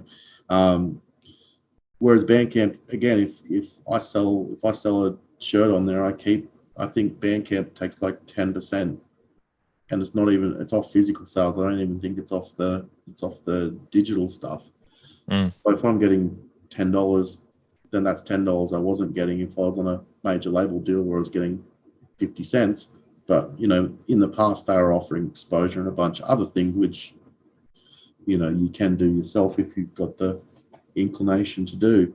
So I think it has been fairly disruptive in a good way. It is definitely the most artist friendly platform. And look, my view as far as the digital stuff goes is I don't think any artist should be paying their label for digital release, because unless they've done something, unless they've paid for the recording or something, that digital stream should belong to you, because I don't need to ship it anywhere. So I can't see why. Yeah. Maybe you might take 10% or something if you're doing the marketing or you've offered to do the marketing. So it's not a hard and fast rule, but I'd be wary of anyone going, well, we'll keep 100% of your digital revenue and give you $2. Like, what are you doing to earn that? So and especially because nowadays it's so easy to, not easy, but it's so accessible to be able to record your own music from home, and people that are recording stuff in their home studios, the fidelity of what they're recording is actually really good. It doesn't sound like a blaze in the northern sky anymore. It actually sounds like it was recorded. I mean, I'm stunned sometimes when I hear recordings and people go, yeah, well, I recorded all of that at home. Yeah, well, Long More was done mostly at my house. I did finish off, I guess we did a little bit of stuff in the studio. I got Frog, who used to play in the Amenta, to do drums on it, and then he used his home studio that he just set up, and then I think we just finished off the vocals and ran the guitar tracks through a cabinet at my friend's studio down in Sydney, but a lot of the tracking was just done at my house. No, dude. Well, I'm excited for people to hear Longing More. I'm super excited about the record label, and I just wanted to say as well, when are we going to expect the next Graveir record?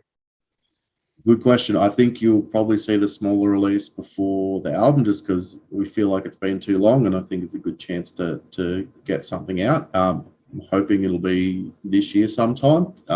We have had a few setbacks, but I promise it's coming as soon as it can, and the album will hopefully not be too far behind it. Cool. So what Longing More track are we going to be concluding this epic session with? Yeah, so the track we're going to run with, which we're actually going to premiere here as well, I guess, just as a way to say thanks. I know I've been on the podcast a couple of times, but big supporter of what you do, and always tell everyone that they should tune in. And been really good to see, I guess, that you've gone from strength to strength with what you're doing as well. So we thought, what better place to sort of put out a track than Into the Necrosphere. So the song we're going to listen to is the second track off the EP called Scum Savior. Awesome. I appreciate the kind words, by the way, and yeah, I'm very happy with how things are going as well. It is interesting that the bigger the audience gets, you sometimes get some folks who I think come to the podcast expecting to hear some, typical Q&A with a musician.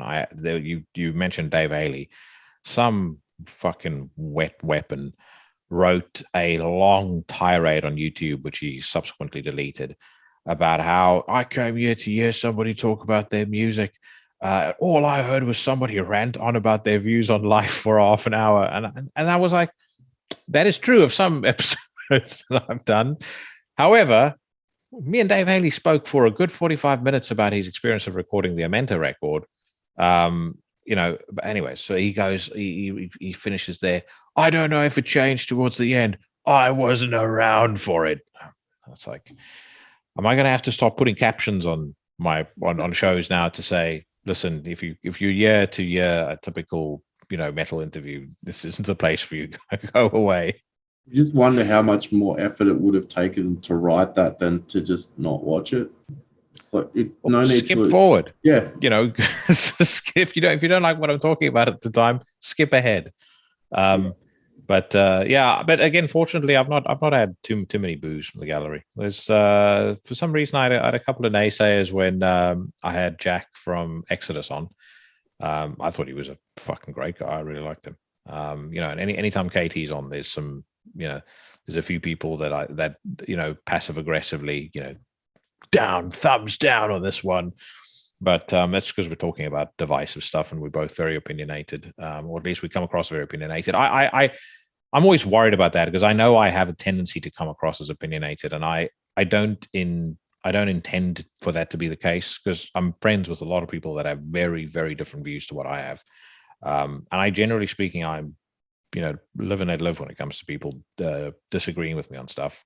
And oftentimes, if I'm, this is probably why I use the news rant segment more for that sort of thing than I would an actual interview, because it's not my place to lay into somebody and say you're a fucking idiot for thinking those things and how dare you. I mean, that's for the flock, that's for the weak, the normal folks outside. I had Sakis on 2 nights ago, and that episode will have been on by the time this one goes on. So I think it'll be Sakis and then you guys. Anyways, I asked him about what music he likes that's coming out at the moment. He brings up the new Ghost record. And if anyone watched this on YouTube, you would have seen I was like, should I say something? So, and partly, he clearly loves it so much, and which is fine. He loves it so much, and I'm like, don't go back and listen to what I've said about the new Ghost album. So, but I think you're going to make the space to talk, right? And it's like not. People always read the worst possible thing that they can in a lot of the time, so that it gives them an excuse to yell, and you just go, well, it's not really adding anything, and it takes a lot more effort for you to do that than to just be quiet and just get about your business. And I tend to think people who are comfortable within themselves don't feel the need to really get too involved in unnecessary conflict anyway. So when people do that, I just go, well, look, you've probably got something going on that you need to deal with, so get to it, because the rest of us are going to go over here and have a conversation like grown adults. Yeah, that's kind of the point. If you and I were to talk about a bunch of stuff, we can differ about things and not go, how dare you say that? I never want to speak to you again.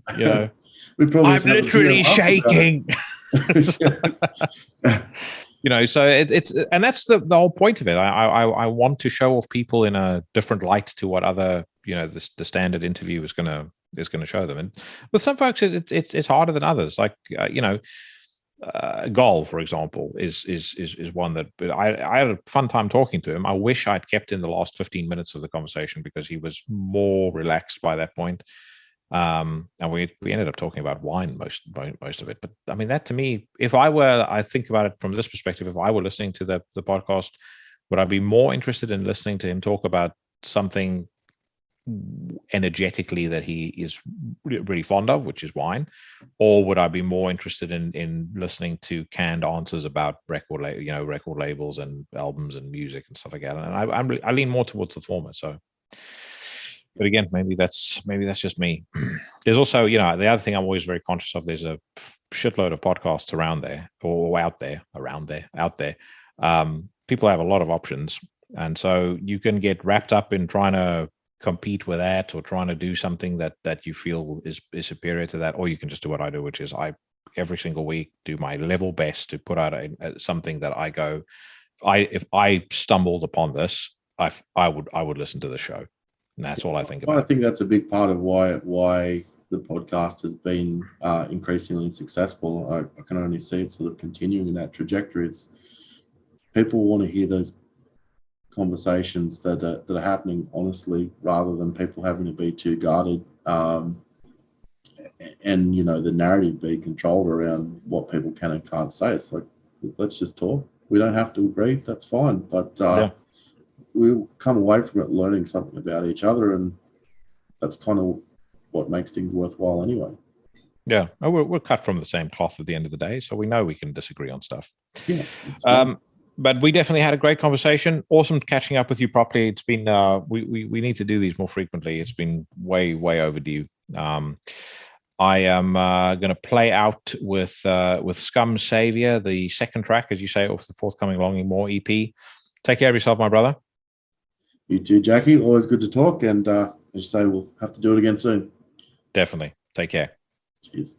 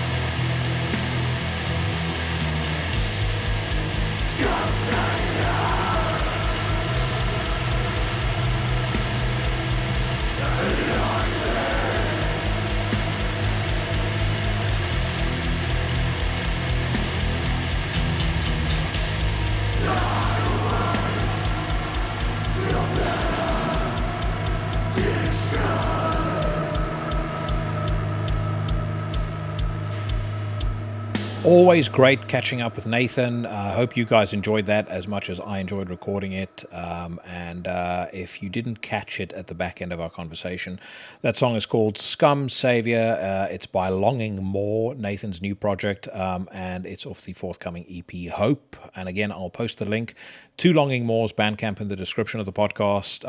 I've heard the whole record and it's absolutely killer. Hope you guys enjoyed that tune as well. But let's talk about some new music now. And I want to start off with Blackest Insurrection by Sidious.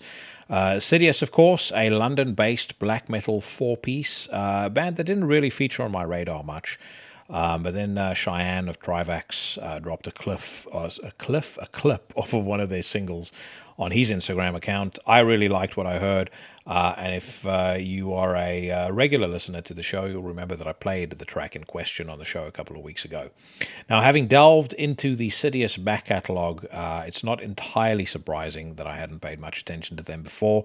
Their debut, which came out in 2014, Revealed in Profane Splendor, is entertaining, but I feel that it ultimately relies a little too heavily on its behemoth influence to be what I would deem a candidate for long-term residency in my regular rotation. And then the 2019 follow-up, a record called Temporal, which I don't believe is actually available on most streaming services. It could just be that it's not available on Qobuz, but either way. It very much sounds to me like a transition record. It's one that I found to sound a little bit muddled and a little bit confused. And in terms of, I think both the production and the songwriting, it actually strikes me as more of a full-length demo than a proper record. Now, all of that said, I am very happy to report that Blackest Insurrection, the band's third full-length, that is out right now on Clobber Records, really feels like they have gone ahead and they've found their voice. Compared to the two albums I mentioned previously, this is a really sure-footed, confident black metal assault. It retains the good ideas of its predecessor, and it really ditches all the fluff to deliver something that is leaner, meaner, way, way more enjoyable. And something that I have over the course of the last 3 weeks found myself coming back to, more than a few times. Now, it is true that they're still not going to win any awards for originality, starting with the overt nod to second wave Scandinavian black metal that is offered on the record's opening track. But there's also no denying how infectious their delivery is and really how good they are at this style. And that becomes particularly evident on that first track, when the track kind of rolls into a mid-tempo gallop around the 2-minute mark. From there on, it's on to a track called Blood-Soaked Mist, which is the song that I mentioned at the top of the review, the one that first grabbed my attention, and it is just as fucking brilliant as I remember. If you've not heard it yet, it's a track that is built around a simple but really, really well-written, effective, devastating groove. Reminds me a little bit of Marloom off of the Last Mayhem record, or something that you could, or that could quite easily fit on one of Tarka's finest hours.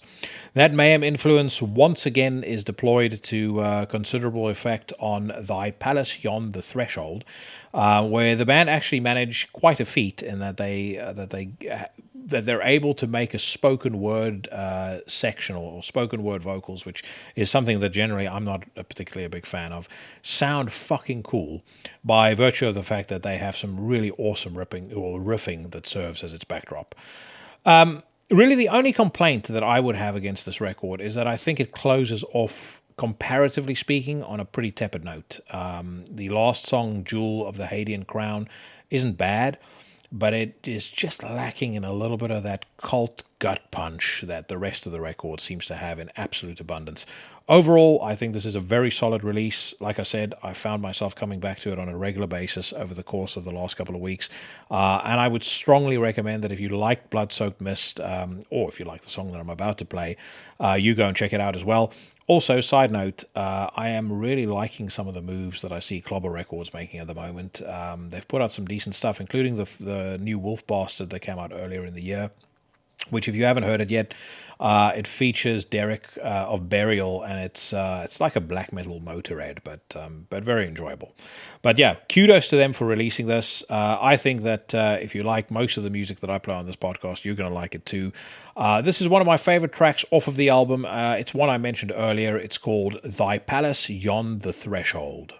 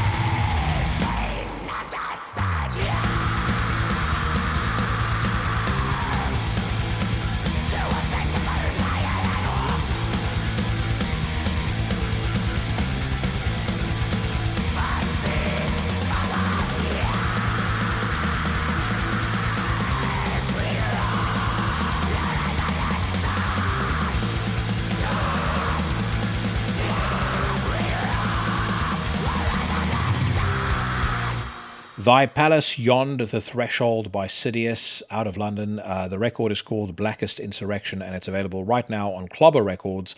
I'll post the link to their Bandcamp in the description of the podcast. Do go and check them out. And if you like what you heard and you buy yourself some merch or you buy yourself some music, then remind them that it was old Jackson at Into the Necrosphere that sent you. Up next, I want to talk about Absent in Body, their debut record, Plague God. For those of you that don't know, Absent in Body is the highly anticipated supergroup that features no less than Scott Kelly of Neurosis, Igor Cavalera of formerly of Sepultura, currently of Cavalera Conspiracy. He's also involved in Mix Hell and a bunch of stuff that's kind of outside metal.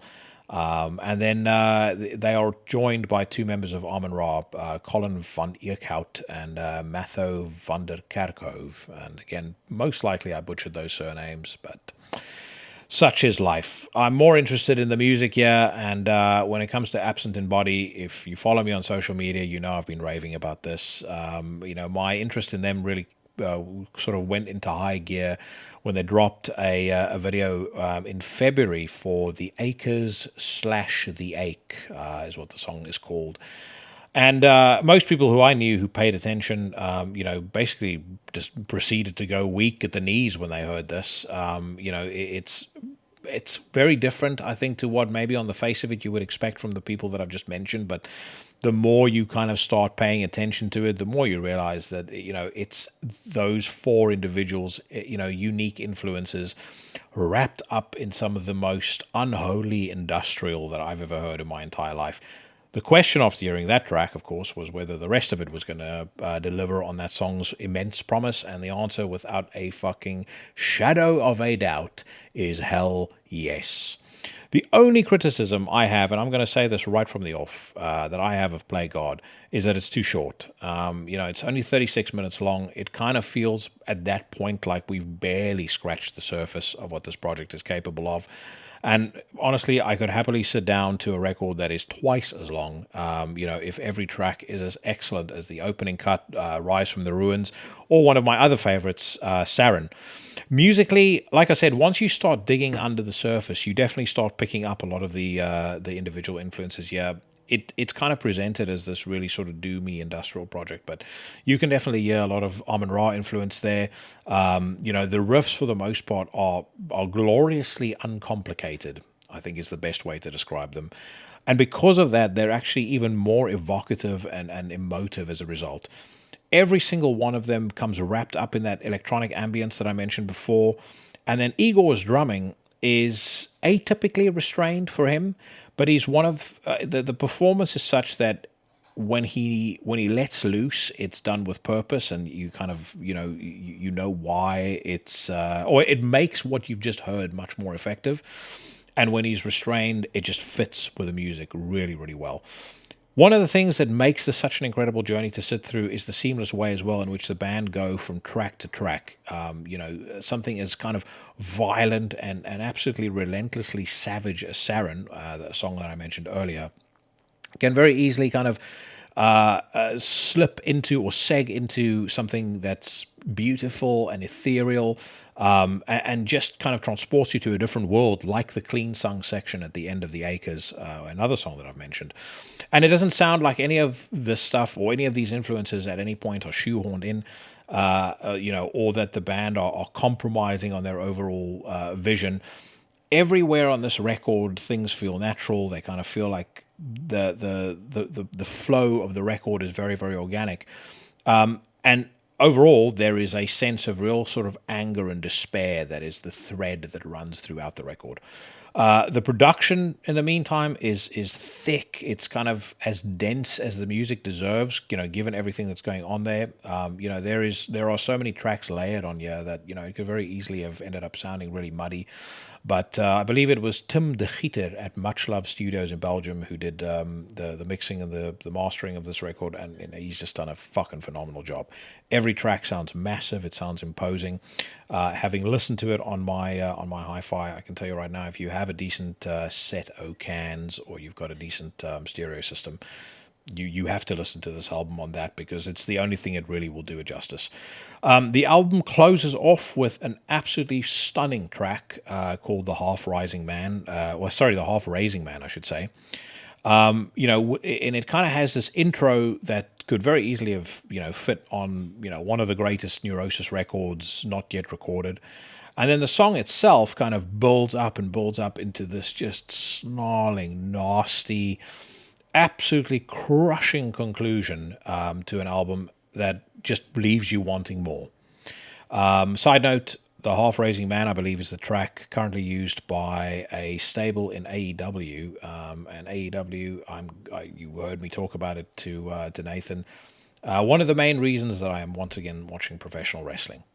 That being said, Plagueguard, in my view, absolute musical perfection. If you haven't listened to it yet, you need to stop what you're doing and go out and listen to this record immediately. Of course, first finish, listen to the podcast.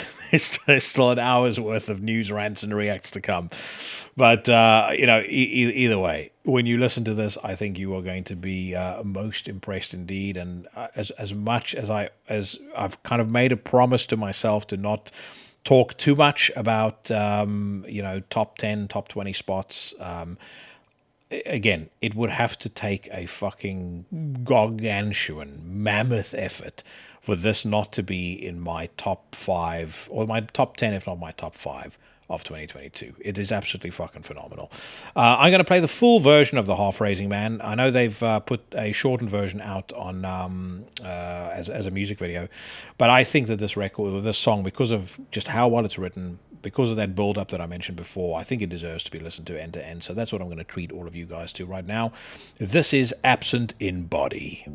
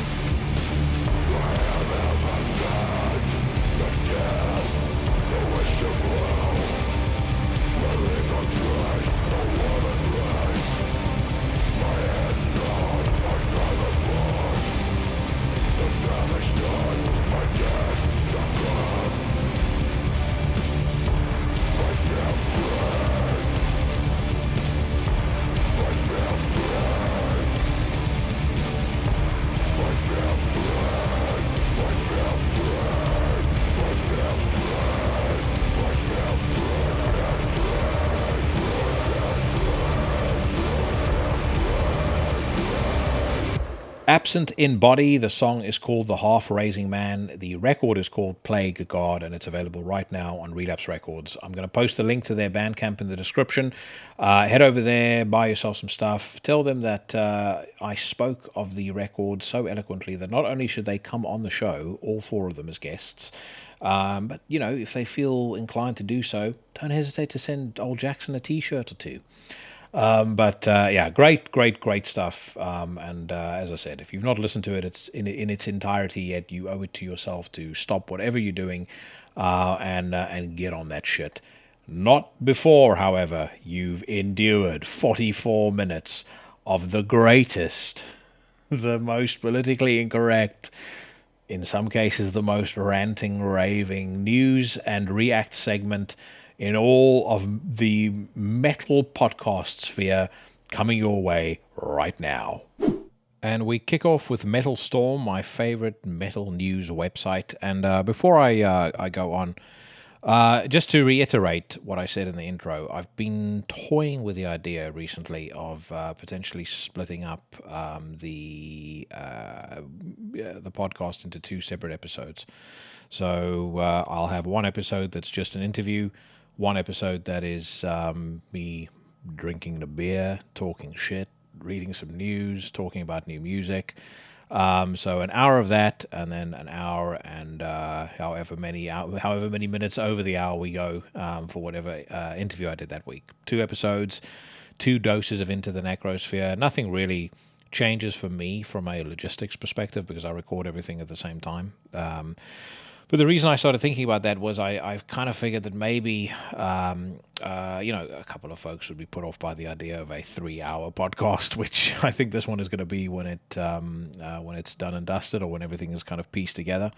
And maybe people would just like something that's a little more easily digestible. So let me know in the comments. Drop me a line on social media, or drop me a note in the comments, or however you want to get the word out to me. Would you prefer your weekly dose of Into the Necrosphere in one strong installment, or would you like it in 2 bite-sized chunks? Let me know. First news, though, Municipal Waste releasing Electrified Brain full-length in July.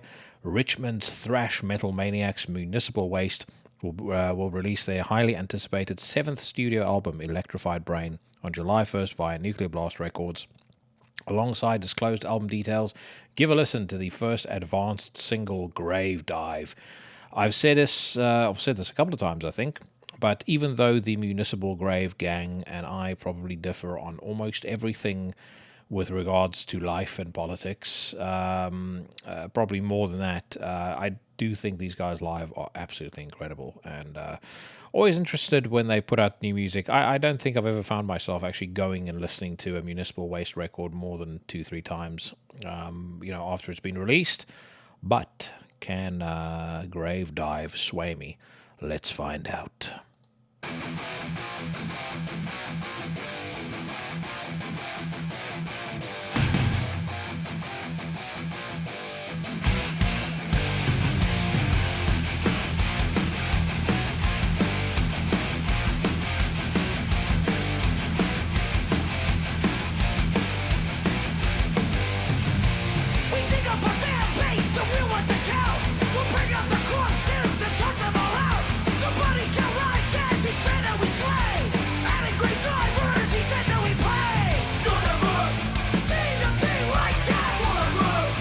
I mean, that sounds like the riff could have been lifted straight out of Gary Holt's notebook. But I like it. I like the gang vocals. I think the actual kind of main verse sounds pretty cool. I like the main riff. Again, will it be something I go back and listen to, when I'm not actually seeing them live? Probably not, but I can imagine that this would be an awful lot of fun on stage. I like that album cover as well. Very old school, but I think it looks very cool.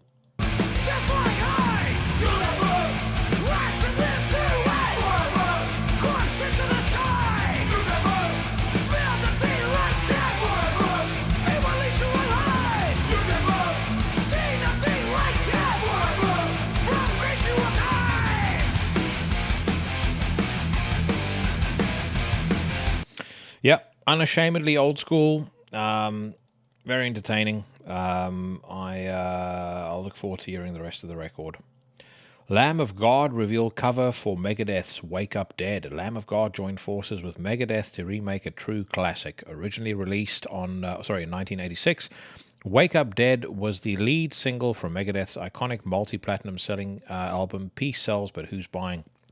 Now, 1 week before the second installment of the US leg of their co-headline tour, the Metal Tour of the Year, is set to commence. And Lamb of God present Wake Up Dead featuring Dave Mustaine. I haven't heard this whatsoever. I didn't even realize that they were recording it. So let's give this a whirl. I sneak in my own house. It's 4 a.m. I've got too much to drink. Said I was out with the boys. I creep in my bedroom. I slip into bed. I know if I wake up, I'll wake up dead. Fucking hell, that is cool. Again, Randall Blythe might be an insufferable jackass, but goddamn, is that guy a good vocalist? I mean, and Diamond Dave, also an insufferable jackass, sounds pretty cool on that. It's his song after all, so you should you should be able to do it well. But that Randy Blythe vocal line sounds really, really cool, and everything else, all the instruments, everything else sounds just nicely beefed up. The drums in particular, I like that.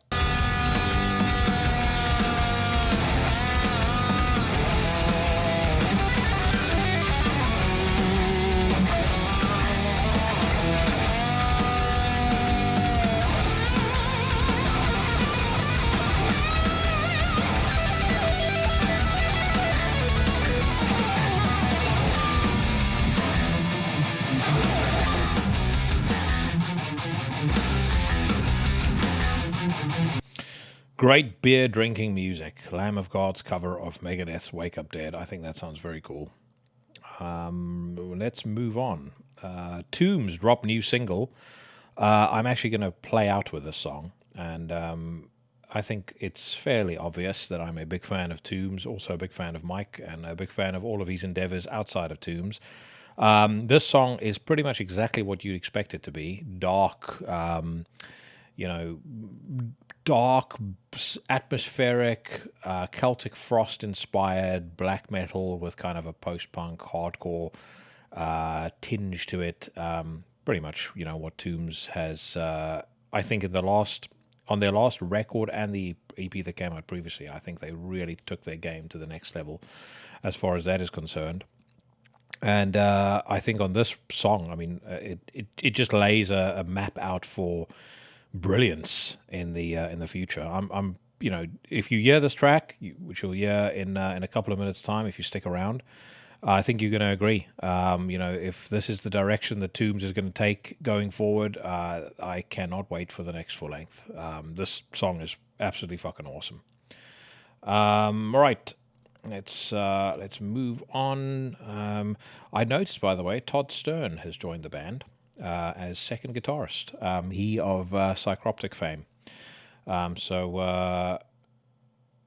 It'll be interesting to see what he brings to the table in terms of creativity, in terms of input, etc. Watain reveal music video for We Remain single. Now, I'm going to say this, and by the way, it's not We Remain single, it's We Remain the single. So, I'm going to say earlier this year, actually no less than about 2-3 weeks ago, Dark Funeral did the unthinkable. And they actually got me to not only enjoy a Dark Funeral song, but enjoy a whole entire record. Watain is the other band who I have spoken of in less than complimentary tones in the past, shall we say. Question is, can they pull a Dark Funeral, and can they convince Old Jackson that their upcoming record, The Agony and Ecstasy of Watain, is worth listening to? Just to give you a bit of what's being said in this article before we kick off the listening sesh. Today, Swedish black metal bringers Watain proudly unveil the third and final single from their upcoming new studio album, The Agony and Ecstasy of Watain, which is set to be released on April the 29th, 2022. The track called We Remain features contributions by Farida Lamucci on vocals. I believe Farida is from a band called Molasses. And guest guitar solo from Gottfried Amon, ex In Solitude and Paga. The accompanying official video was directed by Johan Barth. Eric Danielson comments, I began writing We Remain in 2012, Jesus, as a meditation on the concept of mythiopia, our mythical origins and how our understanding and approach to them is shaped and transformed throughout time. The lyric is built around the 5 elemental wings of the pentagram and the mysteries embedded in that ancient symbol. It's a song about forgotten things, and ought to be remembered. The search for truths that were lost and the ever-burning flame that illuminates the darkness of times immemorial, the passing of eons and our ponderable place therein.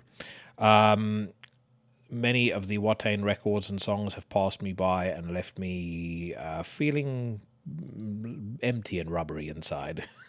So let's see what We Remain does.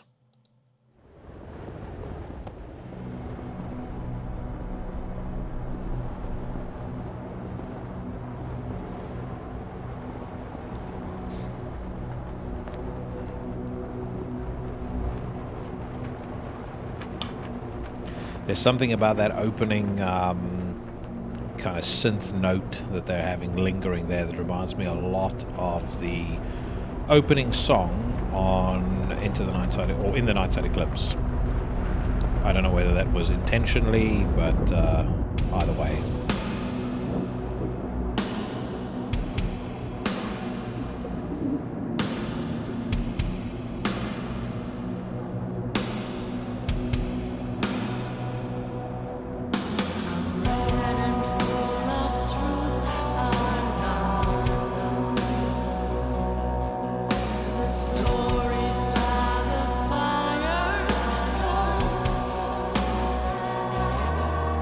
Absorbed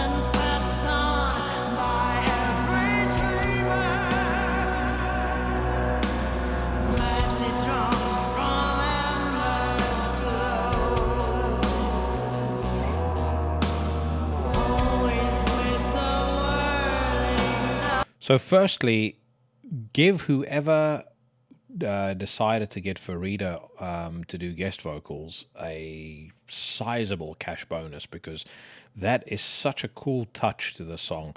Her voice is really haunting. It's very different. You know, there's nothing too operatic about it. It's actually, it is kind of operatic. There's a drama to it. But there's also a really kind of haunting, sinister quality to it. I love that. I think that the vibe with the clean guitar is very, very cool. And just as I hit pause there, you could kind of hear an additional layer coming underneath, which actually made it sound even better. Really made that line pop. But yeah, fucking hell, so far so good.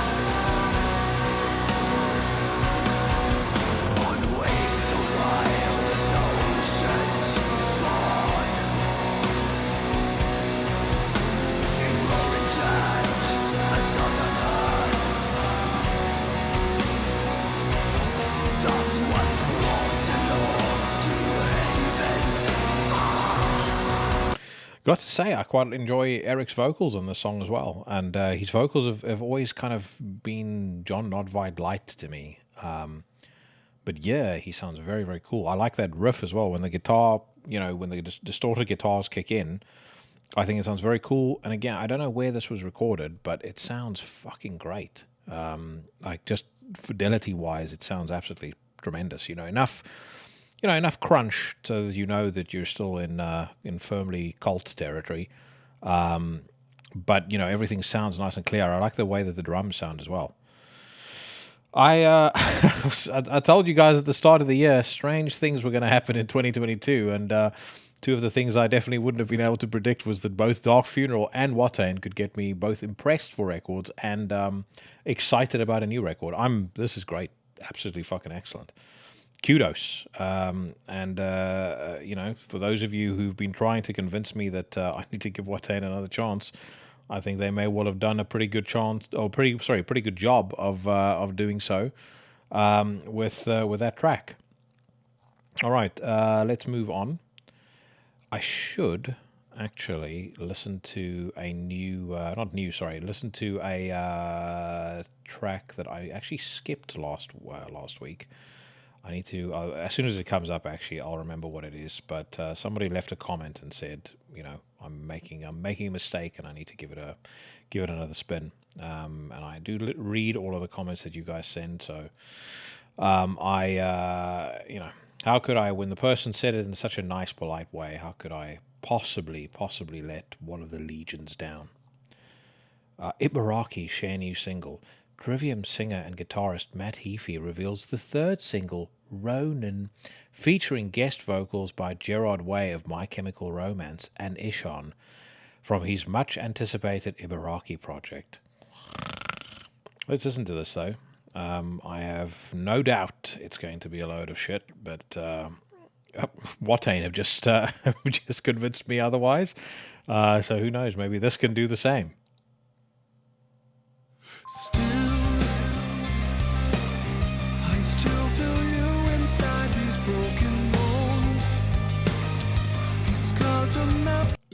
So far, it's definitely not having the same effect on me that Watain has had. Legends foretold. My blade is weathered, covered with a cold. The blood of many I have poured. Down to the soul, my anger quench the pain of ancient grounds that I have stained. The heads of many that was to be claimed.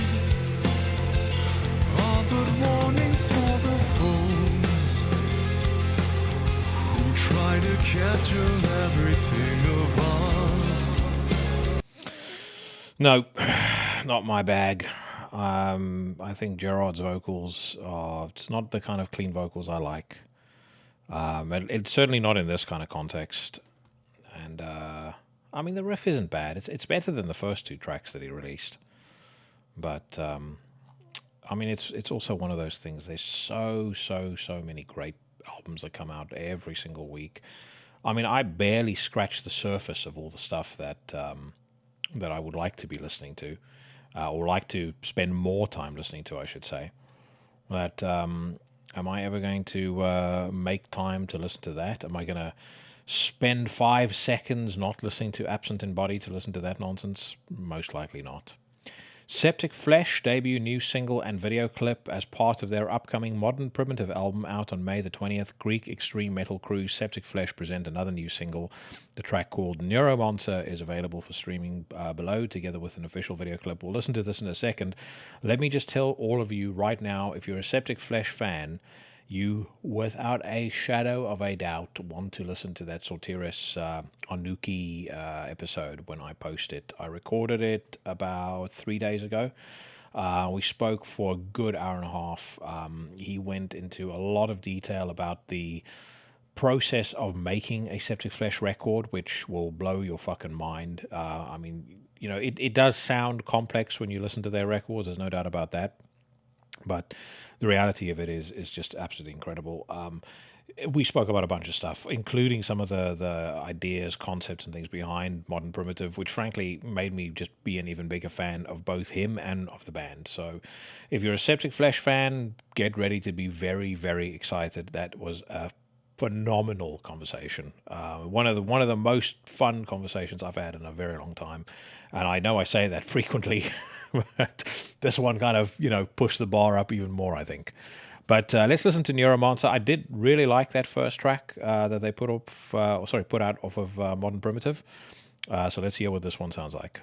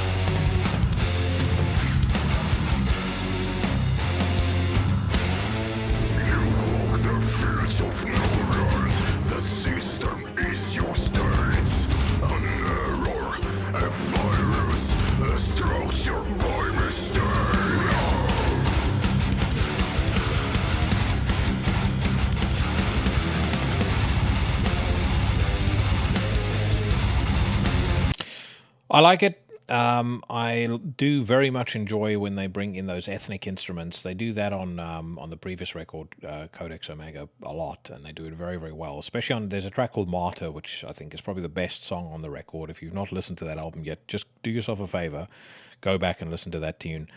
But I like the way that they brought it in. Yeah, the rest of it sounds very cool too. With those vocal effects, it reminds me a little bit of Sumerian Demons, but you know, that's one of my favorite Septicflesh records. So if that's the direction that they're going to go in with the rest of this album, then I am not mad at that whatsoever.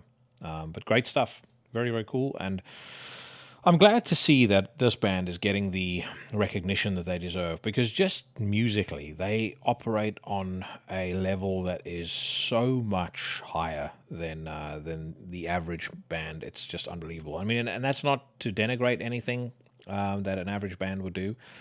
But I mean, these guys are legitimately, you know, like have musical credentials and qualifications. Like what they do is just absolutely phenomenal. So this was the band Assumption. And who was it that said that I need to listen to this? I'm going to have a quick gander at my phone and just see what the individual in question's name was, so that I can give them credit in case I like this, and if in case I don't, then they'll be they'll have to live with my mockery for as long as the show continues.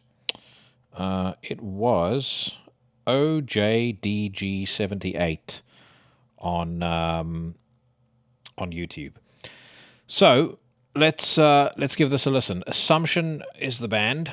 I didn't listen to them previously because I thought that the name was ridiculous. But it says here, on May the 20th, Death Doomers Assumption will unleash their sophomore album dubbed Hadean Tides. The 7-piece music output was recorded and mixed at Mara's Cave in Fermo, Italy, by Manuel Marani, mastered by Javier. I'm not going to bother with that, the pronunciation of that surname. The 7-minute Submerged by Hadean Tides track serves as a first taste of what to expect from the new outing. So, is Assumption any good? Let's give it a whirl and find out.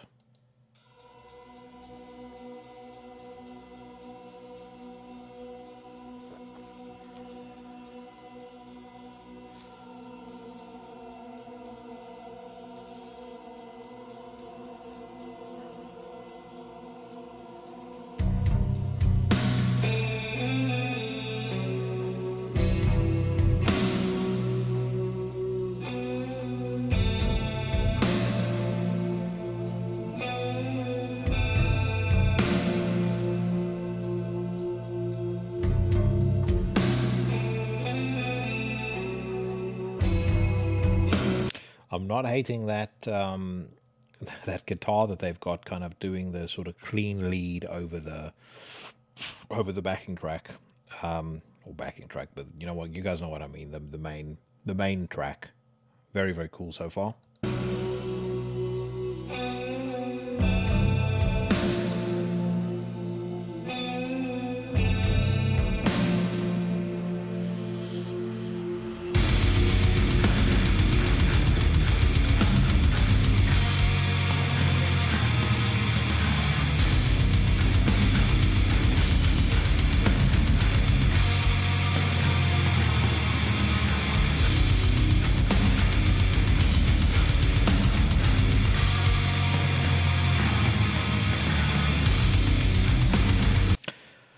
OJDG78, I believe I owe you and everyone in Assumption an apology for the mean things that I said last week. That's fucking cool.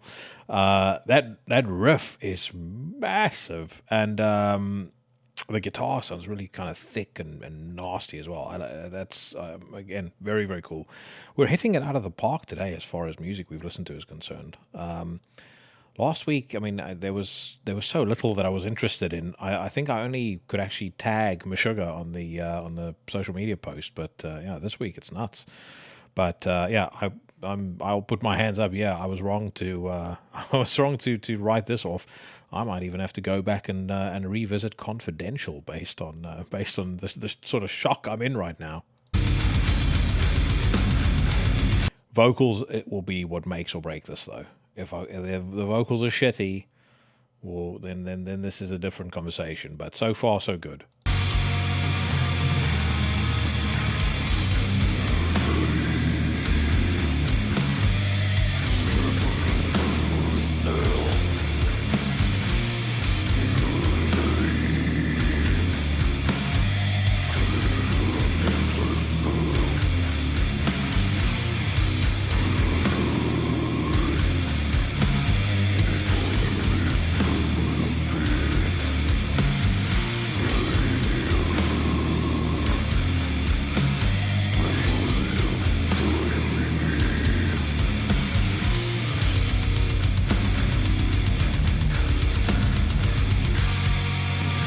I can't make up my mind whether I like those vocals or whether I think that they are mucky muck. I'm gonna have to spend a bit more time listening to that, but it does kind of feel like it lets the music down a little bit, but in a way the music sounds almost good enough to make up for it, and it's one of those things where maybe the music is good enough to make up for it, and the vocals will just grow on you over time. But like I said, good stuff. Now, I have been promising the gentleman over at Ante Inferno that I was going to listen to their new track, and I'm going to do that right now before we head over to the Democrat's Guide to rock music. I reviewed their last record, or their debut record, I should say, entitled Fane. Back in 2020 when it had come out, it came out with a huge amount of hype, everyone thinking that it's the greatest thing since sliced bread. At the time, I said that I enjoyed it, but it was probably about a 7.5 out of 10 record for me, in that it had a lot of great moments, but it kind of felt like they were just not quite there yet. But that being said, I felt like given some time, they were going to come good and they're going to put out something fantastic. So they are about to release a new record. I can't remember when exactly this is out. I think it might be out in May. It's called Antediluvian Dreamscapes, and they've put out their first single off of it. And so, as promised to one of the young men from Ante Inferno, I'm going to give it a spin right now. The song I am reacting to is Celestial Mirage.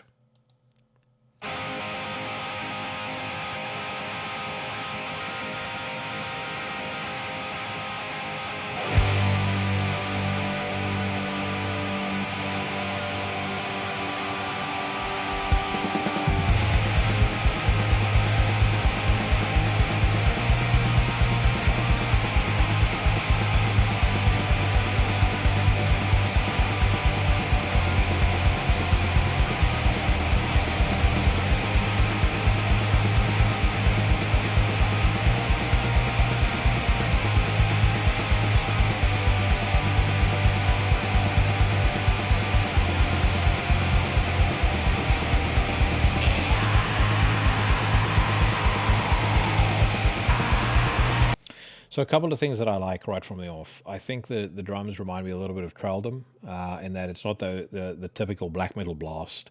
It's sort of this galloping march kind of feel to it.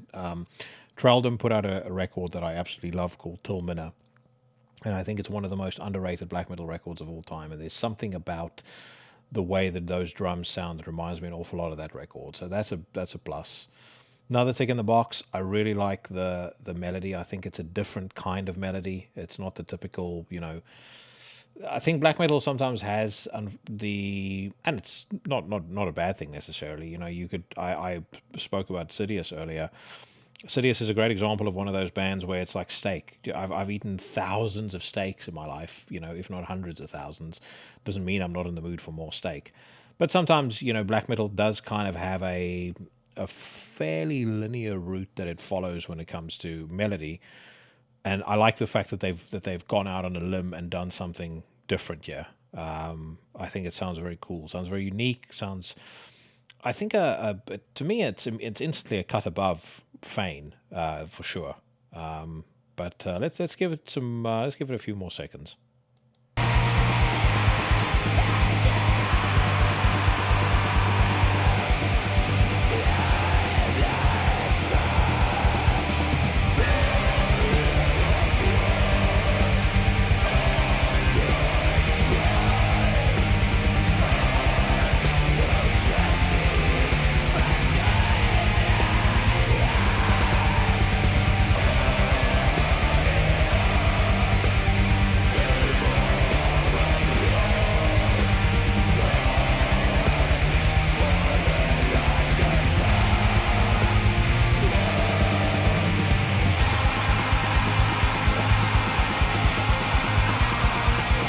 Almost to me like they're a bit more comfortable in their own skin on this track than I've heard them in the past.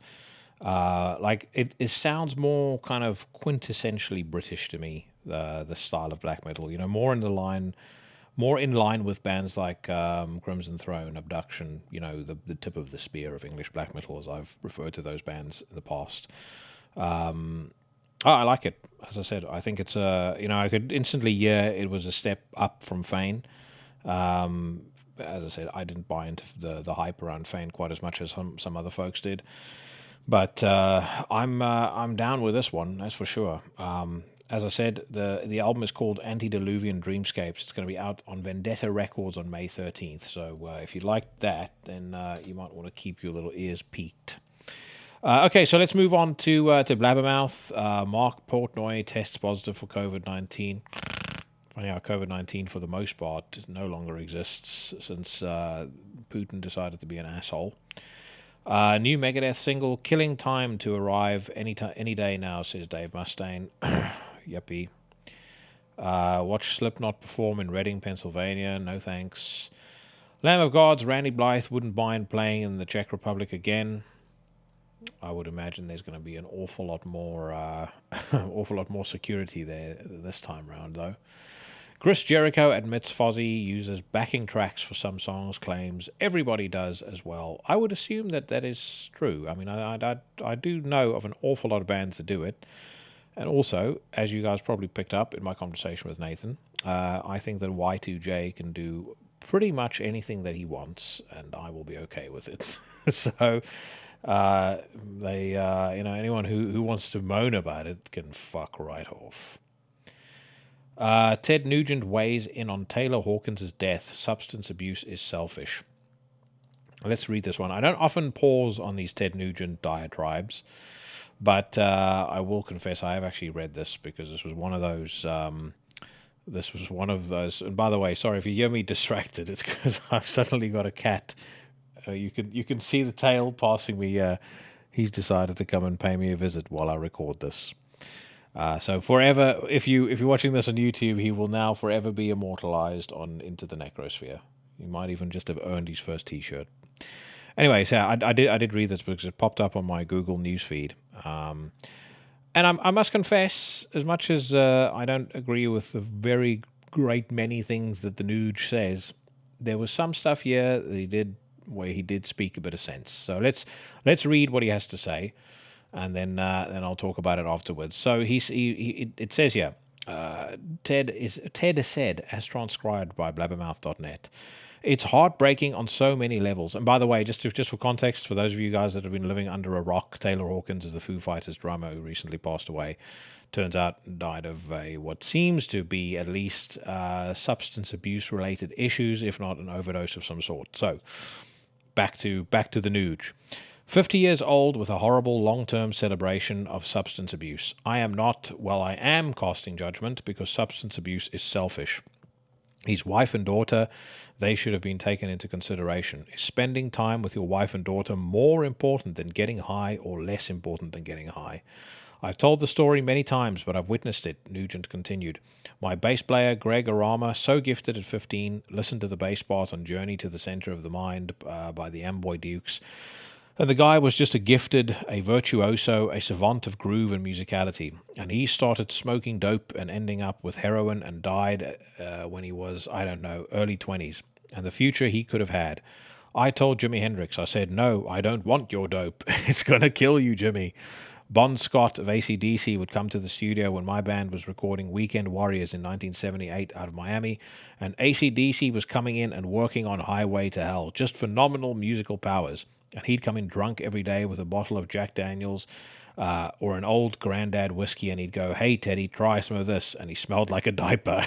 What a talent. What a nice guy. They were all nice guys. But what happens is the music can be so overwhelming, the delivery of your comedy or your art or your dream, it can be so obsessive that it's hard to get rid of it. You know how with just a guy that doesn't make music, sometimes it's hard to get a song out of your head? Well, think of how difficult it is for those of us that make the art. And if they don't have a bow and an arrow, and a lot of people will dismiss this as being absolutely too simple, but it's not. It's perfectly simple. If you're so obsessed with delivering your art that you can't escape it, they think drugs and alcohol will help. It only makes it worse. So if you loved Taylor Hawkins, I loved him. I loved the man. I still love him, Ted insisted. But I love his wife and daughter more because they didn't break his heart. He broke their heart. And I am going to say this, and maybe some folks will agree, maybe some folks won't, but I think Ted is absolutely correct. I've never been someone to partake in any sort of substances of any kind outside of beer and wine and lots of meat. But I've never done any drugs. I've never even smoked a cigarette in my entire life, and it's not something that I say to brag and boast about. It just is what it is.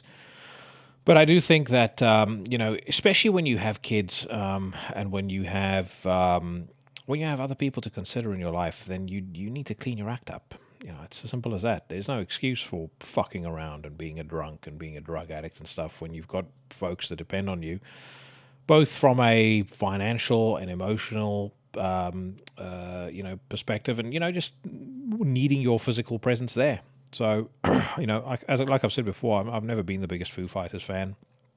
I didn't feel the same level of emotional connection to Taylor Hawkins passing away as maybe some folks did. I mean, 50 years old is too young to go, but if you go because you've been taking drugs, for either to excess on the night, or if it's been a culmination of it over a period of time, I agree with Ted. I think it's selfish. And whatever demons he had that was chasing him, I do sometimes think we point to substance abuse issues as being a demon of some sort that chases you, but I've known an awful lot of people that have taken way too many drugs, people that have nearly overdosed and died.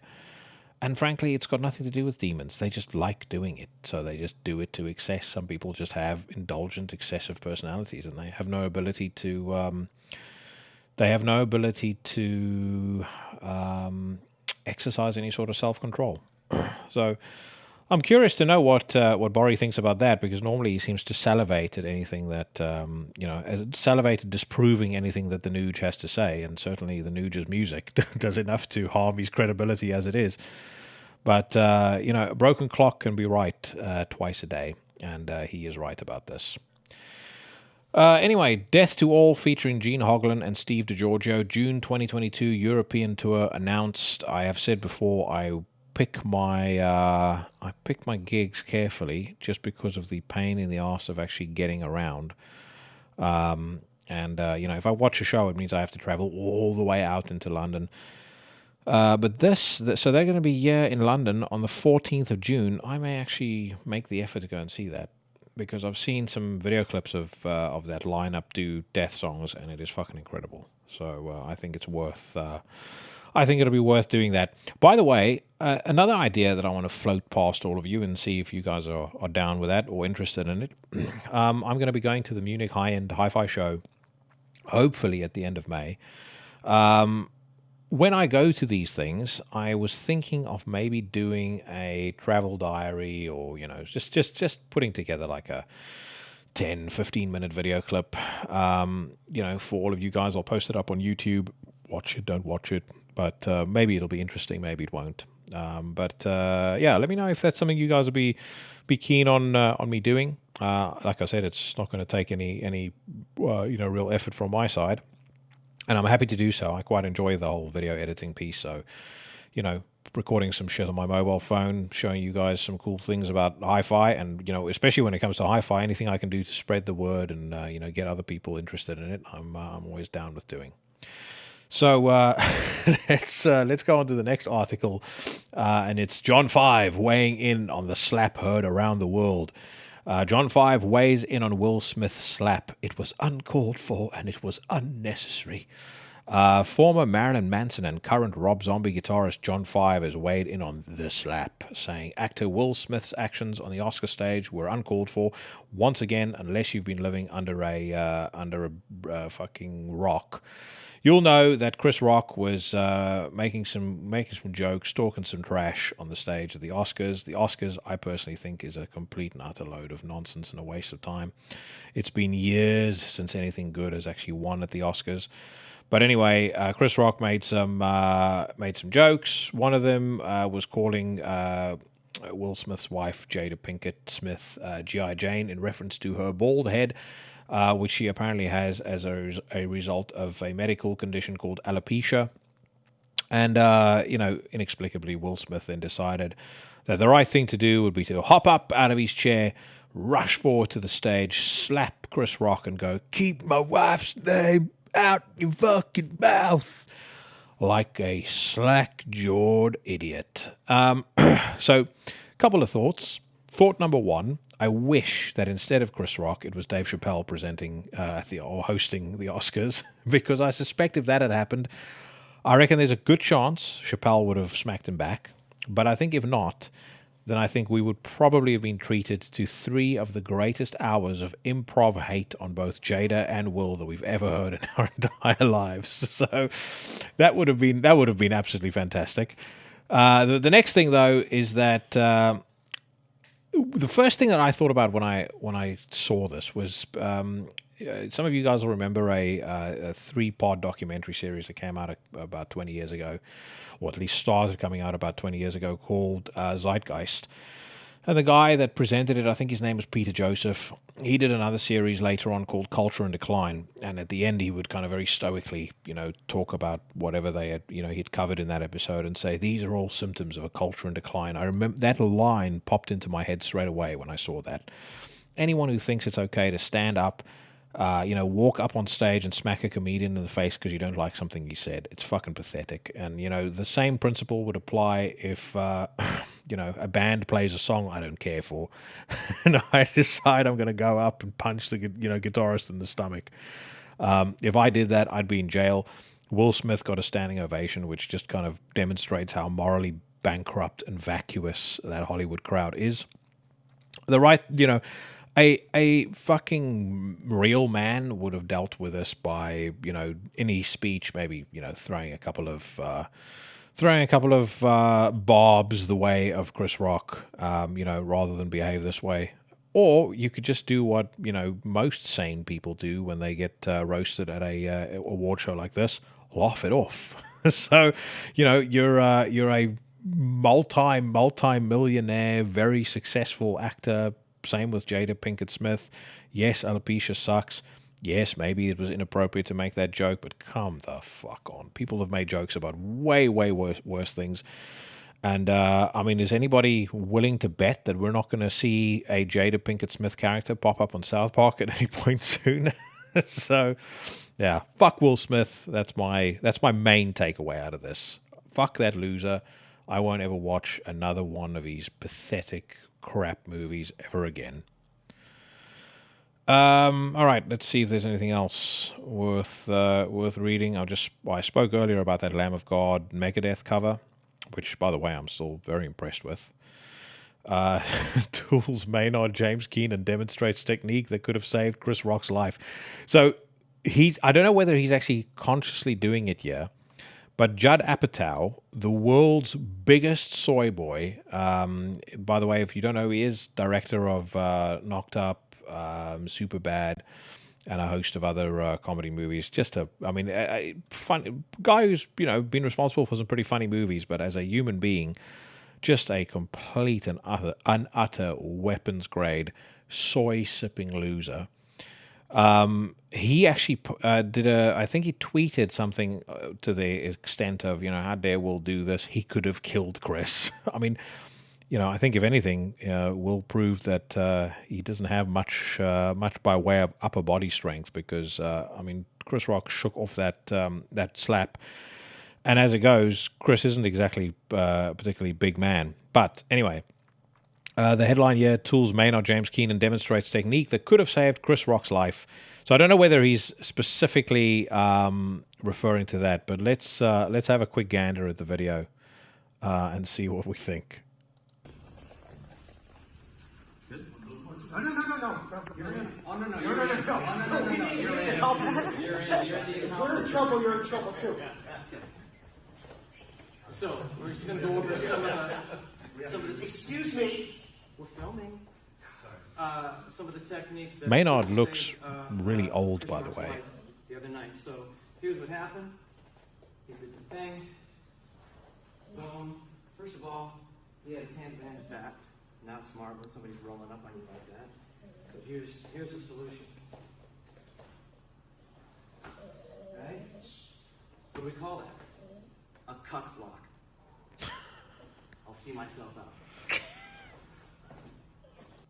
Yeah, not exactly funny, but anyway, it is what it is. Watch Machine Gun Kelly butchers System of a Down's aerials on the Howard Stern show. Machine Gun Kelly, asshole. Howard Stern, asshole. System of a Down, shitty band. You guys did like... Oh, a great many people did find it very funny, though, on my April Fool's joke when I had the Island Boys on the It's my guest's special edition, and I hope all of you guys picked up the slight that I threw the way of Ishon and Nocturno Colto when I said experts confirm that the weekend is darker and edgier than black metal. But yeah, just for the record, whenever I see the Island Boys, all I think about is weapons testing candidates. I want to take those Metal Storm machine guns that they've been working on in the American military that can fire 16 million rounds a second or something like that. And just as they're singing their stupid song, they'll just hear the first shot, and then they turn to vapor. That's my dream. And on that note, I'm going to be ending off this week's installment of the news. That's it for this week, folks. Thank you so much for sticking it out until the very end. If you have, I'm feeling it right here in the cockles of my heart. But I hope you guys enjoyed that. Thank you so much to Nathan for coming on the podcast. Do check out Absent in Body. Check out Sidious. Check out Longing More. And then be back next week because I will be talking to each member of K-Leech Calling. Great, great band. I spoke about their new record a couple of weeks ago. Fun to catch up with them. And then I have also got coming up in the very near future Sortires Anunnaki, I believe is how I pronounce his surname, of Septicflesh fame. That was, like I said in the news segment, an absolute beast of a conversation. I've also got Sam Bean of Werewolves and Antichrist Imperium. I've got Alexander from Undeath. Lots of great stuff in the offing. And like I said, tell me what you guys think of me splitting the show into two. Whether I do an interview on a Tuesday and on a Friday you get to hear 1 hour's worth of unfiltered, uncensored Jackson talking shit about music. I might even be able to get some folks onto that one, and we can do just new stuff together. I always have a lot of fun when Evan is on the show and we do that, or when Marco is on the show and we do that. So I might kind of, it might allow me to start leaning into some of, people that are kind of bordering on special guest hosts for this podcast a little bit more than I normally do. But I'm going to play out with a track by a band who I'm a big fan of. No secret that I'm a big fan of this band. The band is Tombs. The song is called Ex Oblivion. It's off the forthcoming Tombs EP. Shout out to Mike Hill and the Everything Went Black and Necromaniacs podcasts. I think the song absolutely fucking rips. And I want to say, hope you all have a great week. Stay safe, stay healthy, and I'll see all of you bad motherfuckers next Tuesday.